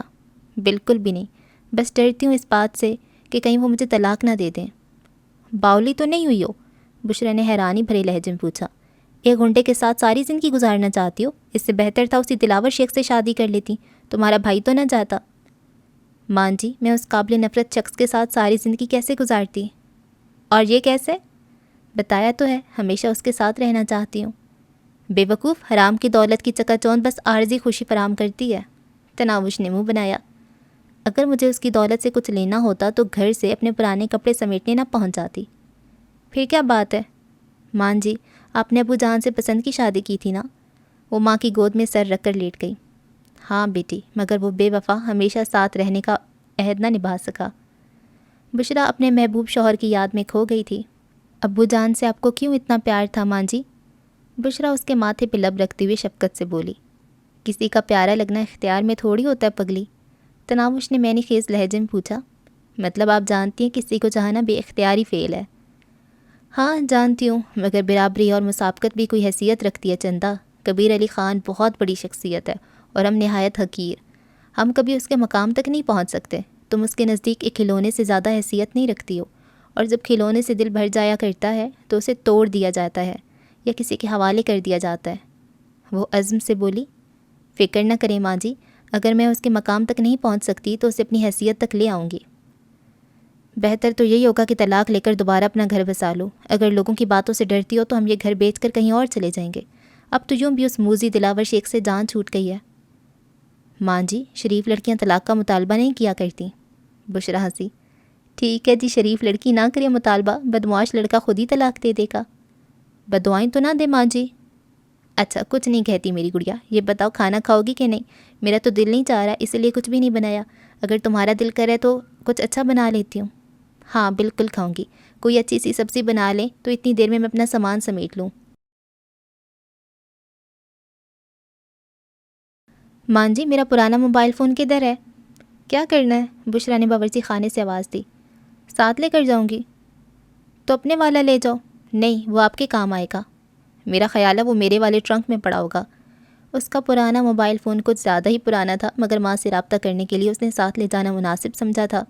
کبیر دادا کو وہ اپنی کسی بھی ضرورت کے متعلق نہیں بتانا چاہتی تھی۔ ماں کے کھانا بنانے سے پہلے ہی وہ اپنا مختصر سا سامان لپیٹ چکی تھی۔ اس کا کتابوں والا بیگ اتنا بڑا نہیں تھا کہ وہ سامان اس میں سما سکتا، مجبوراً اسے شاپروں ہی میں تمام سامان ڈالنا پڑا۔ اپنی کتابیں بھی اس نے ساتھ رکھ لی تھیں۔ امتحانات قریب تھے، داخلے جا چکے تھے۔ کبیر دادا سے بات کر کے وہ 12ویں کا امتحان تو دے سکتی تھی۔ اپنے کام سے فارغ ہو کر وہ ماں کے پاس باورچی خانے میں گھس کر اس کا ہاتھ بٹانے لگی۔ کھانا کھا کر وہ جانے کے لیے تیار تھی۔ ڈرائیور کو دیا ہوا وقت بھی پورا ہو گیا تھا۔ ٹھیک 3 گھنٹے بعد گھر کے باہر ہارن کی آواز سنائی دی۔ ماں سے الوداعی پیار لے کر وہ دروازے کی طرف بڑھ گئی۔ ڈرائیور اسے گھر سے برآمد ہوتے دیکھ کر کار سے نکلا اور جلدی سے عقبی دروازہ کھول دیا۔ خفیہ اڈے پر پہنچنے سے پہلے ہی اسے شہاب قصوری کی کال آ گئی تھی۔ وہ اسے ملاقات کرنا چاہتا تھا۔ کبیر دادا نے اڈے میں گھسنے کی بجائے شہاب شاہ سے ملنا ضروری خیال کیا۔ اس کے حکم پر ڈرائیور نے گاڑی شہاب شاہ کی کوٹھی کی طرف موڑ دی۔ وہاں وہ اکیلا نہیں تھا۔ اخلاق حسین شاہ، سپرنٹنڈنٹ پولیس ضمیر حسین اوڈھو، نوشاد خان افریدی، بابر حیات اور نقیب اللہ جان وہاں موجود تھے۔ تمام جرم کی دنیا کے بڑے بڑے نام تھے۔ دیکھا جاتا تو کراچی کے اصل مالک یہی تھے۔ انہوں نے اپنے کام کرنے کے علاقے بانٹے ہوئے تھے۔ ہر ایک اپنے علاقے میں خود مختار تھا۔ بھتہ خوری، منشیات فروشی، اسلحے کی اسمگلنگ، اغوائے برائے تاوان، ٹارگٹ کلنگ، شراب خانے، جوئے کے اڈے، جسم فروشی کے اڈے وغیرہ چلانا اور اس کے علاوہ بھی بے شمار جرائم کی دلدل میں وہ گردن تک دھنسے ہوئے تھے۔ ثواب و گناہ ان کی نظر میں فرضی اور خیالی باتیں تھیں۔ وہ اللہ پاک کی ذات پر ایمان رکھتے تھے یا نہیں، اس بارے میں انہوں نے کبھی سنجیدگی سے نہیں سوچا تھا۔ وہ تمام ڈرائنگ روم کی بجائے ملاقات کے کمرے میں ایک لمبی میز کے گرد بیٹھے تھے۔ صدارت کی کرسی پر شہاب شاہ قصوری بیٹھا تھا۔ اس کی دائیں جانب پہلی کرسی کبیر دادا کے لیے خالی پڑی تھی۔ کبیر دادا کی بغل میں ایس پی بیٹھا تھا، جبکہ اس کے سامنے نوشاد خان افریدی اور اس کی بغل میں اخلاق حسین شاہ براجمان تھا۔ کچھ کرسیاں خالی پڑی تھیں، یقیناً وہاں تمام لوگ حاضر نہیں تھے۔ شاید کوئی خاص مسئلہ ہے جو اتنے معززین جمع ہیں، کبیر دادا نے اندر داخل ہوتے ہی مزاحیہ انداز میں کہا اور اپنی نشست پر بیٹھ گیا۔ اس کی بات پر سوائے شہاب کی کسی کے چہرے پر مسکراہٹ نہیں ابھری تھی۔ ان کے سامنے دھرے خالی گلاس اس بات کو ظاہر کر رہے تھے کہ وہ بیٹھک کافی دیر سے جاری تھی۔ ایک کونے میں لگی میز پر مختلف رنگوں کی بوتلیں موجود تھیں، جن میں سنہرے، کالے، ارغوانی اور سرخ رنگ کی بوتلیں دھری تھیں۔ جس کسی کو حاجت ہوتی وہ خود ہی اٹھ کر اپنا گلاس بھر لیتا۔ تو تمام کو خاموشی پر رضامند پا کر وہ شہاب کی طرف متوجہ ہوا۔ شہاب نے پوچھا، آپ نہیں جانتے؟ کبیر دادا بیزاری سے بولا، بلایا ہے تو بات کرنا آپ کا بنتا ہے۔ 2 ٹکے کی چھوکری کے لیے ایک معزز شخص کی توہین کی گئی ہے۔ اس کے سامنے بیٹھے نوشاد خان افریدی نے غصہ چھپانے کی کوشش نہیں کی تھی۔ ایک لمحے کے لیے غصے کی تیز لہر نے کبیر دادا کو اپنی لپیٹ میں لے لیا تھا، مگر پھر اس نے خود پر قابو پا لیا۔ نوشاد افریدی کی آنکھوں میں آنکھیں ڈالتے ہوئے وہ تیکھے لہجے میں بولا، سنے تم نے 2 ٹکے کی 2 عورتوں کو گھر میں رکھا ہوا ہے۔ اگر ان میں سے کسی ایک کو کوئی معزز پکڑ کر لے جائے تو یقیناً خیر سگالی کے طور پر تم دوسری بھی اس کے پاس بھجوا دو گے۔ کبیر دادا، منہ سنبھال کر بات کرو۔ نوشاد افریدی غصہ کنٹرول نہیں کر سکا تھا۔ وہ میری بیویاں ہیں۔ کبیر دادا نے طنزیہ لہجے میں پوچھا، تو میں نے کھوتی پال رکھی ہے؟ وہ ایک رکھیل ہے، بازاری عورت۔ دلاور شیخ پچھلے 2 سال سے اسے استعمال کر رہا تھا، اور سنا ہے گزشتہ رات خاور شیخ بھی مرنے سے پہلے اس سے بہرمند ہو چکا تھا۔ نوشاد کا لہجہ خاصا استہزائیہ تھا۔ نغمہ بیگم 3 سال تک ماڈل رہی ہے۔ اس دوران درجنوں باہر سے آنے والے سرکاری مہمانوں کو پیش ہوتی رہی ہے، اور اب وہ تمہاری نیک پروین بیوی بن گئی ہے۔ کبیر دادا نے اس کی دوسری بیوی کی خفیہ زندگی کے راز آشکار کیے۔ شہاب صاحب، ہم یہاں بے عزت ہونے کے لیے نہیں آئے۔ نوشاد افریدی شہاب کی طرف متوجہ ہوا۔ کبیر دادا پلیز۔ شہاب خان کا لہجہ مفاہمت سے پر تھا۔ شہاب صاحب، نوشاد کی زبان کو بھی لگام دو، وہ میری منکوحہ ہے، اور اس کے بارے میں اگر یہ بکواس کرے گا تو ایسا سننے کو ملے گا۔ کبیر دادا، آپ خود شہاب شاہ صاحب کے سامنے اعتراف کر چکے ہیں کہ اس لڑکی کو آپ چند دن کے لیے اپنے گھر لے کر آئے ہیں، جبکہ کسی دوسرے کی بیوی کے متعلق بات کرتے وقت یہ سوچ لیں کہ تمام نے مستقل بنیاد پر شادی کی ہوئی ہے۔ اس مرتبہ ایس پی ضمیر حسین اسے مخاطب ہوا تھا۔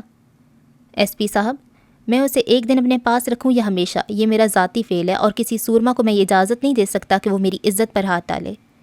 اخلاق حسین کی خوش قسمتی ہے کہ اس نے خود اس لڑکی کو ہاتھ نہیں لگایا، ورنہ یقیناً آج شکایت کے لیے یہاں اس کا جانشین بیٹھا ہوتا۔ کبیر دادا، ہم نے بھی چوڑیاں نہیں پہنی۔ اخلاق حسین شاہ بھڑک اٹھا تھا۔ کبیر دادا نے اطمینان بھرے انداز میں کہا، نہیں پہنی تو پہنا دوں گا، اور پہناؤں گا بھی دھات کی، تاکہ توڑ کر ہاتھوں سے نکالی نہ جا سکیں۔ کبیر دادا، آپ چاہتے ہیں کہ ہم آپس کا معاہدہ توڑ دیں اور پھر جس کی جتنی طاقت ہے وہ اس کے ساتھ میدان میں آ جائے؟ نقیب اللہ جان نے بھی کبیر دادا ہی کو قصوروار ٹھہرایا تھا۔ کبیر دادا، تھوڑے ٹھنڈے دماغ سے سوچیں، خواہ مخواہ بات بڑھانے سے کچھ نہیں ملے گا۔ شہاب نے اسے نرم کرنا چاہا۔ کبیر دادا کو صاف نظر آ رہا تھا کہ اس کی آمد سے پہلے اخلاق حسین اپنے لیے میدان ہموار کر چکا تھا۔ بابر صاحب، آپ بھی کچھ بولیں تاکہ میں ایک ساتھ تمام کو جواب دے سکوں۔ کبیر دادا نے خاموش بیٹھے بابر حیات کی رائے بھی جاننا چاہی۔ بابر حیات کھنکار کر گلا صاف کرتے ہوئے گویا ہوا، جو کچھ سنا ہے اس کے مطابق تو آپ ہی غلط نظر آ رہے ہیں، کیونکہ اس سے پہلے بھی ہم ایک دوسرے کی رکھیل اور منظور نظر پر ہاتھ ڈالتے رہے ہیں، مگر اس کی وجہ سے کبھی کسی گینگ کے سربراہ پر ہاتھ نہیں اٹھایا گیا۔ البتہ کسی کارندے وغیرہ کو مار کر بدلہ لینا عام سی بات ہے۔ ہم تمام تو علیحدہ ہوتے ہوئے بھی ایک ہیں، غصہ کرنا، لڑنا جھگڑنا تو عام بات ہے، مگر ایسی صورت میں بھی ہم ایک دوسرے پر ہاتھ نہیں اٹھاتے۔ کبیر دادا نے طائرانہ نگاہ تمام کے چہرے پر ڈالی اور کہنے لگا، تمام حضرات اخلاق حسین کی یک طرفہ گفتگو سن کر مجھے غلط گردان رہے ہیں، حالانکہ اس معاملے میں سراسر اخلاق حسین غلطی پر ہے۔ کل میرا نکاح تھا اور میں اچھی طرح جانتا تھا کہ اس لڑکی کو چھیڑنے والا دلاور شیخ کس کا آدمی ہے، لیکن اس زمن میں نے نہ تو اخلاق حسین کو کچھ کہا اور نہ شہاب صاحب کو کوئی شکایت کی۔ البتہ دلاور شیخ سے حساب کتاب کرنا میری مجبوری تھی۔ رات ہی کو اخلاق حسین شکایت کرنے شہاب صاحب کے پاس پہنچ گیا اور اسی وقت میں نے اپنی صفائی پیش کر دی تھی۔ اسے یہ شکایت تھی کہ میں نے اس محلے میں اس کے آدمیوں کا داخلہ کیوں بند کر دیا۔ اب ان 15-20 گھرانوں پر تو اس کی سیاست یا غنڈہ گردی کا انحصار نہیں ہے نا۔ اس کا کہنا تھا کہ کبیر دادا نے جو لوگوں کے مجمع میں بیٹھ کر اعلان کیا ہے کہ اب اس محلے میں کوئی غنڈہ نہیں آئے گا، تو وہ اعلان بس کہنے کی حد تک ہی رہے، جبکہ کبیر دادا کبھی زبان دے کر نہیں پھیرا کرتا۔ یہ بات آپ تمام لوگ بھی اچھی طرح جانتے ہیں۔ وہاں سے جناب خفا ہو کر چلے گئے اور مجھے بے عزت کرنے اور نیچا دکھانے کے لیے اپنے آدمی میری منکوہا کے گھر بھیج دیے، جو اسے دھوکے سے خاور شیخ کی کوٹھی پر لے گئے۔ مجھے جب اپنی بیوی کے غائب ہونے کا پتہ چلا تو میں سیدھا اس کے پاس پہنچا اور اپنی منکوہا کے بارے میں استفسار کیا۔ محترم الٹا مجھ پہ طنز و تشنیع کی تیر چلانے لگے۔ مجبوراً میرا بھی ہاتھ اٹھ گیا اور اس کی خوش قسمتی کہ خاور شیخ اپنے مذموم مقصد میں کامیاب نہیں ہو سکا، ورنہ اس پر میرا قرض باقی تھا۔ اب وہ قرض اس سے کیسے وصول کرتا اس بارے میں کچھ کہنا فضول ہے کہ وہ بات گزر گئی ہے۔ باقی تمام کا یہ کہنا کہ وہ لڑکی میری رکھیل ہے، اسے میری بیوی کے حقوق حاصل نہیں ہے، تو یہ نہایت غلط بات ہے، کیونکہ جب میں نے نکاح پڑھا دیا تو اس قسم کے تخمینے ثانوی رہ جاتے ہیں۔ اس نے میرے ساتھ ایک دن رہنا ہے یا ہمیشہ؟ آخر میں یہی کہوں گا کہ جو کچھ ہوا ہے وہ یہی ختم کر دیا جائے تو بہتر رہے گا۔ ویسے ساری غلطی کبیر دادا کی بھی نہیں ہے اور اب اس بات کو ختم کیا جانا چاہیے، کیا خیال ہے شاہ جی؟ بابر حیات نے اپنی طرف سے فیصلہ سنا دیا تھا۔ اس لڑکی کی وجہ سے میرے 2 اہم آدمی قتل ہوئے ہیں، خود چل کر میرے پاس معافی مانگنے آئے گی۔ اب میں اسے 1 رات میں معافی دیتا ہوں یا 2 راتوں میں، اس کا تعین میں اسے ملنے کے بعد ہی کروں گا۔ ممکن ہے 1 رات کے لیے میں اسے نوشاد افریدی کے پاس بھی بھیج دوں۔ اگر کبیر دادا کو یہ منظور نہیں تو پھر تیار رہے، وہ لڑکی جہاں بھی ہمارے ہتھے چڑھی ہم بدلہ لینے سے پیچھے نہیں ہٹیں گے۔ سارے گروپوں کی ہمدردی پا کر اخلاق حسین کمینگی پہ اتر آیا تھا۔ اخلاق کی بات سن کر سوائے شہاب قصوری کے تمام کے چہروں پہ مسکراہٹ رینگ گئی تھی۔ صاف نظر آ رہا تھا کہ کبیر دادا کی مخالفت صرف حالیہ مسئلے کی وجہ سے نہیں تھی اور وہ کسی بھی طرح کبیر دادا کو نیچا دکھانے کے خواہاں تھے۔ کبیر دادا اطمینان سے بولا، ان اچھی شرائط کو نہ ماننے والا کوئی بے وقوف ہی ہو سکتا ہے۔ 2 راتیں کوئی اتنی زیادہ قیمت بھی نہیں ہے کہ مجھے انکار کرنا پڑے، اور یقیناً پہلی رات جب وہ شاہ صاحب کے ساتھ ہوگی تو اس کی جگہ شاہ صاحب کی بڑی بیٹی فرحانہ میری تنہائی دور کرنے آئے گی، اور دوسری رات جب وہ نوشاد افریدی کے ساتھ ہوگی تو اس کی چھوٹی بیگم نغمہ میری بیوی کی جگہ سنبھالے گی۔ بکواس بند کرو۔ نوشاد افریدی غضبناک ہوتا ہوا اپنی جگہ پہ کھڑا ہو گیا تھا، مگر یہ کھڑا ہونا اسے مہنگا پڑا۔ کبیر دادا اپنی نشست سے سپرنگ کی طرح اچھلا، ایک پاؤں درمیانی میز پہ رکھتے ہوئے اس نے آگے کی طرف چھلانگ لگائی اور چوڑی میز کو عبور کرتا ہوا نوشاد افریدی پر جا پڑا۔ اسے گریبان سے تھامتے ہوئے اس نے 1 لات اخلاق حسین کو بھی رسید کر دی تھی۔ وہ کرسی سمیت فرش پہ لمبا ہو گیا تھا۔ اس کے ساتھ ہی کبیر دادا نے ایک ہی ہاتھ سے نوشاد افریدی کو سر سے بلند کر کے اس کی پیٹھ دیوار سے لگا دی تھی۔ اب بتاؤ بکواس کون کر رہا ہے؟ کبیر دادا کا سرد لہجہ نوشاد افریدی کو دہلا گیا تھا۔ باقی تمام ایک لمحے کے لیے سن ہو گئے تھے۔ ہوش میں آتے وہ بے ساختہ نوشاد خان کو چھڑانے کے لیے کبیر کی طرف بڑھے۔ کبیر دادا یہ کیا بے وقوفی ہے، چھوڑو اسے۔ شہاب اور بابر حیات بیک زبان بولے تھے۔ کبیر دادا کے ہاتھ کے دباؤ سے نوشاد افریدی کے گلے رگیں پھول گئی تھیں، اسے سانس لینے میں دشواری پیش آ رہی تھی۔ اس نے خود کو چھڑانے کے لیے حرکت کی کوشش کی، مگر کبیر دادا کی طاقتور گرفت سے آزاد نہ ہو سکا۔ دونوں نے کبیر دادا کو دائیں بائیں سے پکڑ لیا تھا۔ کبیر دادا نے جھٹکا دے کر نوشاد افریدی کو قالین پہ پھینکا اور دوبارہ اپنی نشست پر جا بیٹھا۔ موبائل جیب سے نکال کر وہ کسی کا نمبر ڈائل کرنے لگا تھا۔ بابر حیات اور شہاب قصوری نے نوشاد کو کرسی پر بٹھایا۔ اخلاق حسین بھی کرسی کو سیدھا کر کے بیٹھ گیا تھا۔ دونوں کے چہرے غصے اور خجالت سے سرخ ہو گئے تھے۔ ایسا کرو، اپنے تمام آدمیوں کو بتا دو کہ آج رات 9 بجے کے بعد کوئی حدود بندی اور علاقہ نہیں رہے گا۔ وہ جہاں چاہیں اپنا کاروبار کر سکتے ہیں، اور اگر کوئی بھی رکاوٹ ڈالنے یا رخنہ اندازی کی کوشش کرے تو اڑا دینا۔ ایک لمحہ خاموش رہ کر اس نے مخالف کی بات سنی اور پھر کہا، ہاں آج رات 9 بجے کے بعد، اس سے پہلے نہیں۔ اس کے رابطہ منقطع کرتے ہی شہاب قصوری تشویشناک لہجے میں بولا، یہ کیا مذاق ہے کبیر دادا؟ مذاق یہ ہے یا وہ جو دونوں خبیث کر رہے ہیں۔ 8 بجے تک اگر اخلاق حسین نے گھر آ کر میری بیوی سے معافی نہ مانگی تو پھر نتائج کے ذمہ دار آپ لوگ خود ہوں گے۔ یہ کہتے ہی کبیر دادا ان کی بات سنے بغیر کرسی سے اٹھ کر لمبے ڈگ بھرتا ہوا وہاں سے باہر نکل گیا۔ تو بلی تھیلے سے باہر آ ہی گئی۔ کبیر دادا کے جاتے ہی ایس پی ضمیر نے ہنکارا بھرا۔ بابر حیات نے کہا، اس کا ذمہ دار اخلاق حسین شاہ ہے۔ اس کی آمد سے پہلے یہی طے ہوا تھا کہ وہ لڑکی مجھ سے معافی مانگنے آئے گی، اب مجھے مطعون کیوں ٹھہرا رہے ہو؟ بابر حیات نے تلخی سے کہا، کیونکہ یہ بات شہاب صاحب نے اسے کہنا تھی اور بات لڑکی کی معافی مانگنے کی تھی، اس کے ساتھ رات گزارنے کی نہیں۔ اچھا اب آپس میں نہیں لڑ پڑنا، نقیب اللہ جان نے انہیں بحث سے روکا۔ یہ اچھا نہیں ہوا، ہمیں کبیر دادا کو منانا پڑے گا۔ شہاب قصوری نے زبان کھولی۔ ہم ڈرتے نہیں ہیں اس سے، اور اکیلا اس کا گینگ تمام کا مقابلہ نہیں کر سکتا۔ نوشاد افریدی نے انکار میں سر ہلایا۔ بابر حیات نے صورتحال کا تجزیہ کرتے ہوئے کہا، بے وقوفوں کسی باتیں نہ کرو، وہ اکیلا نہیں ہے، یہاں پر صرف 6 گینگز کے بڑے موجود ہیں، 5 نے آنے کی زحمت ہی نہیں کی ہے۔ اگر ان 5 کو کبیر دادا اپنے ساتھ ملا لیتے تو یقیناً وہ بھاری پڑیں گے۔ خود کبیر دادا کا گینگ بھی سب سے بڑا ہے۔ ایس پی نے منہ بناتے ہوئے کہا، اس لیے تو وہ انڈر گراؤنڈ حلقوں پر حکمرانی کے خواب دیکھ رہا ہے، اور یہ موقع اسے ہم لوگ خود فراہم کر رہے ہیں۔ بابر حیات کی گفتگو سے اندازہ لگانا مشکل نہیں تھا کہ وہ کبیر دادا کے لیے دل میں نرم گوشہ رکھتا ہے۔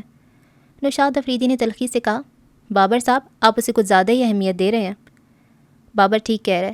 شہاب قصوری نے بابر کی طرفداری کرتے ہوئے کہا، آپ لوگوں میں سے ایک بھی ایسا نہیں ہے جو کبیر دادا کا مقابلہ کر سکے، اس کا گینگ بھی سب سے بڑا ہے، اور میرا خیال ہے اس سے پہلے اس نے کبھی ایسا کام نہیں کیا جس کی وجہ سے ہم اس پر شک کر سکیں کہ وہ سب کا بڑا بننا چاہتا ہے۔ ایس پی نے شہاب قصوری کی بات سے اتفاق نہ کرتے ہوئے کہا، شمشیر دادا کے جانے کے بعد اس نے کچھ زیادہ ہی پرپرزے نکالنے شروع کر دی ہیں، اور آپ اس کی طرفداری نہ کریں، وہ آپ ہی کی جگہ لینا چاہتا ہے۔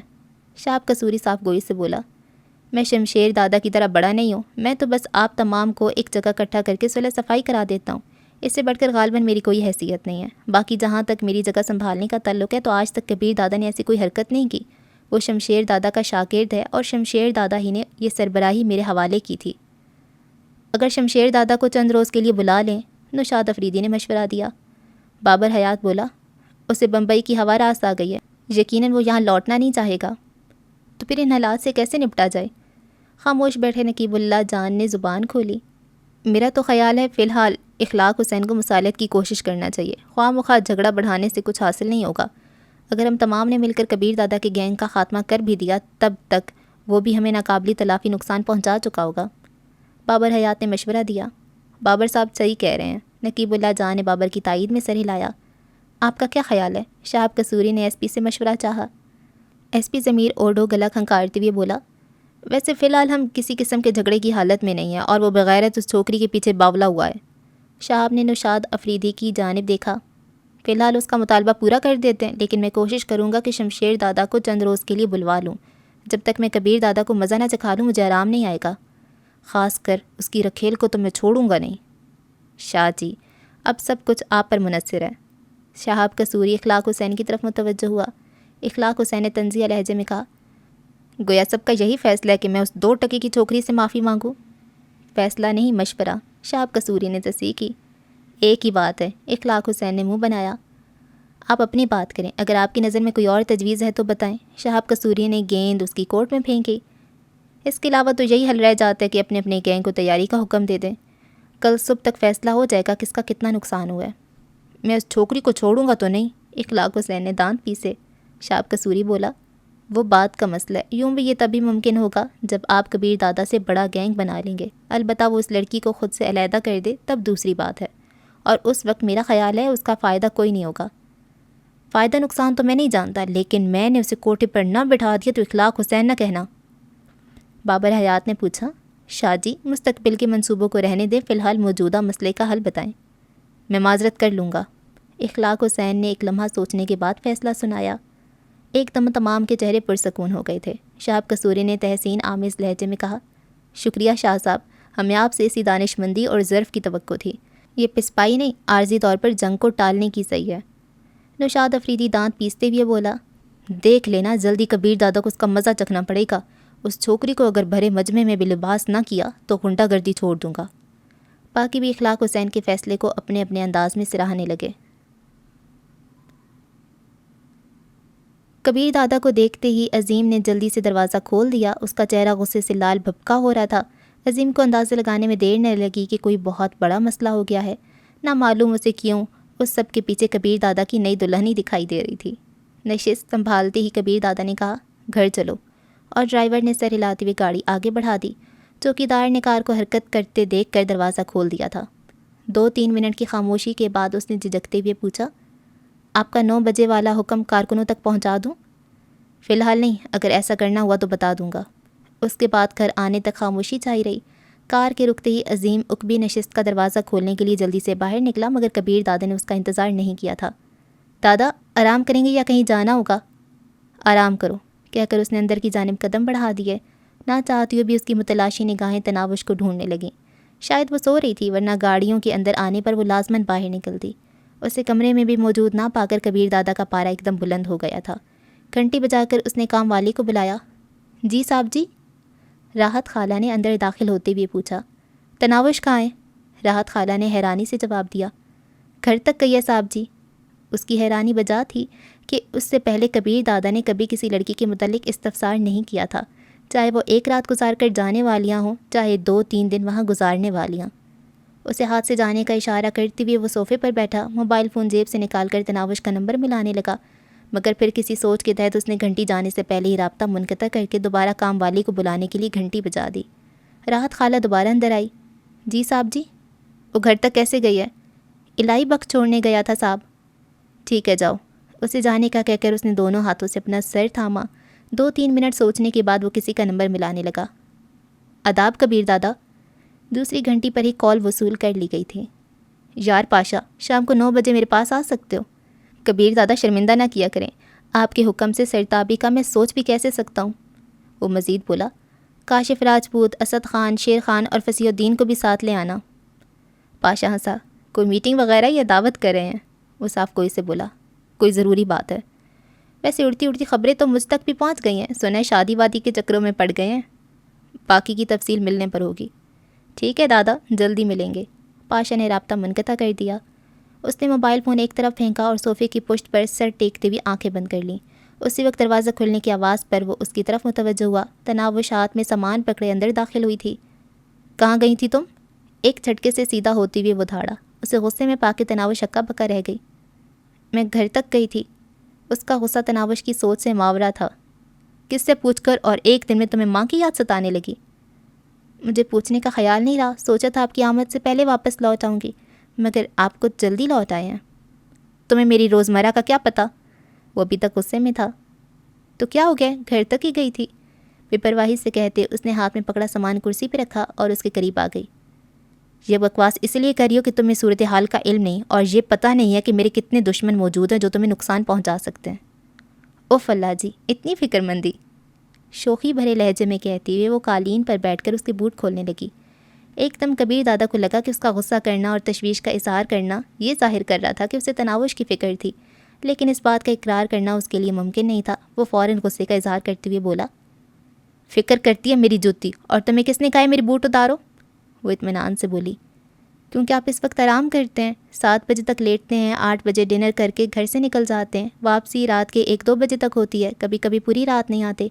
کیا خیال ہے کہ آپ مجھے اپنی روزمرہ نہیں بتائیں گے تو میں کسی اور سے بھی نہیں پوچھوں گی؟ یہ کہتے ہی وہ مسکرائی۔ آج پتہ نہیں کیوں جلدی لوٹ آئے ہیں، شاید نئی نویلی دلہن کی یاد ستانے لگ گئی تھی، اسی وجہ سے غصہ بھی کر رہے ہیں کہ میں کہاں گئی تھی، ہے نا؟ اس نے بیزاری بھرے لہجے میں کہا۔ دماغ خراب نہ کیا کرو۔ اچھا نہیں کرتی دماغ خراب، اب غصہ تھوکے اور آرام کریں، آج کے بعد پوچھے بغیر خوابگاہ سے بھی باہر قدم نہیں نکالوں گی۔ جوتا اتار کر وہ اس کی ٹائی کی گرہ ڈھیلی کرنے لگی۔ مجھے تمہارے مشورے کی ضرورت نہیں ہے۔ اسے ایک طرف ہٹا کر وہ ڈریسنگ روم کی طرف بڑھ گیا، مگر وہ اس کی بیزاری کو خاطر میں لائے بغیر اس کے ساتھ ہی چل پڑی۔ میرا خیال ہے میں بچہ نہیں ہوں، لباس تبدیل کر لوں گا۔ اسے اپنے ساتھ ڈریسنگ روم میں گھستے دیکھ کر وہ جھلا گیا تھا۔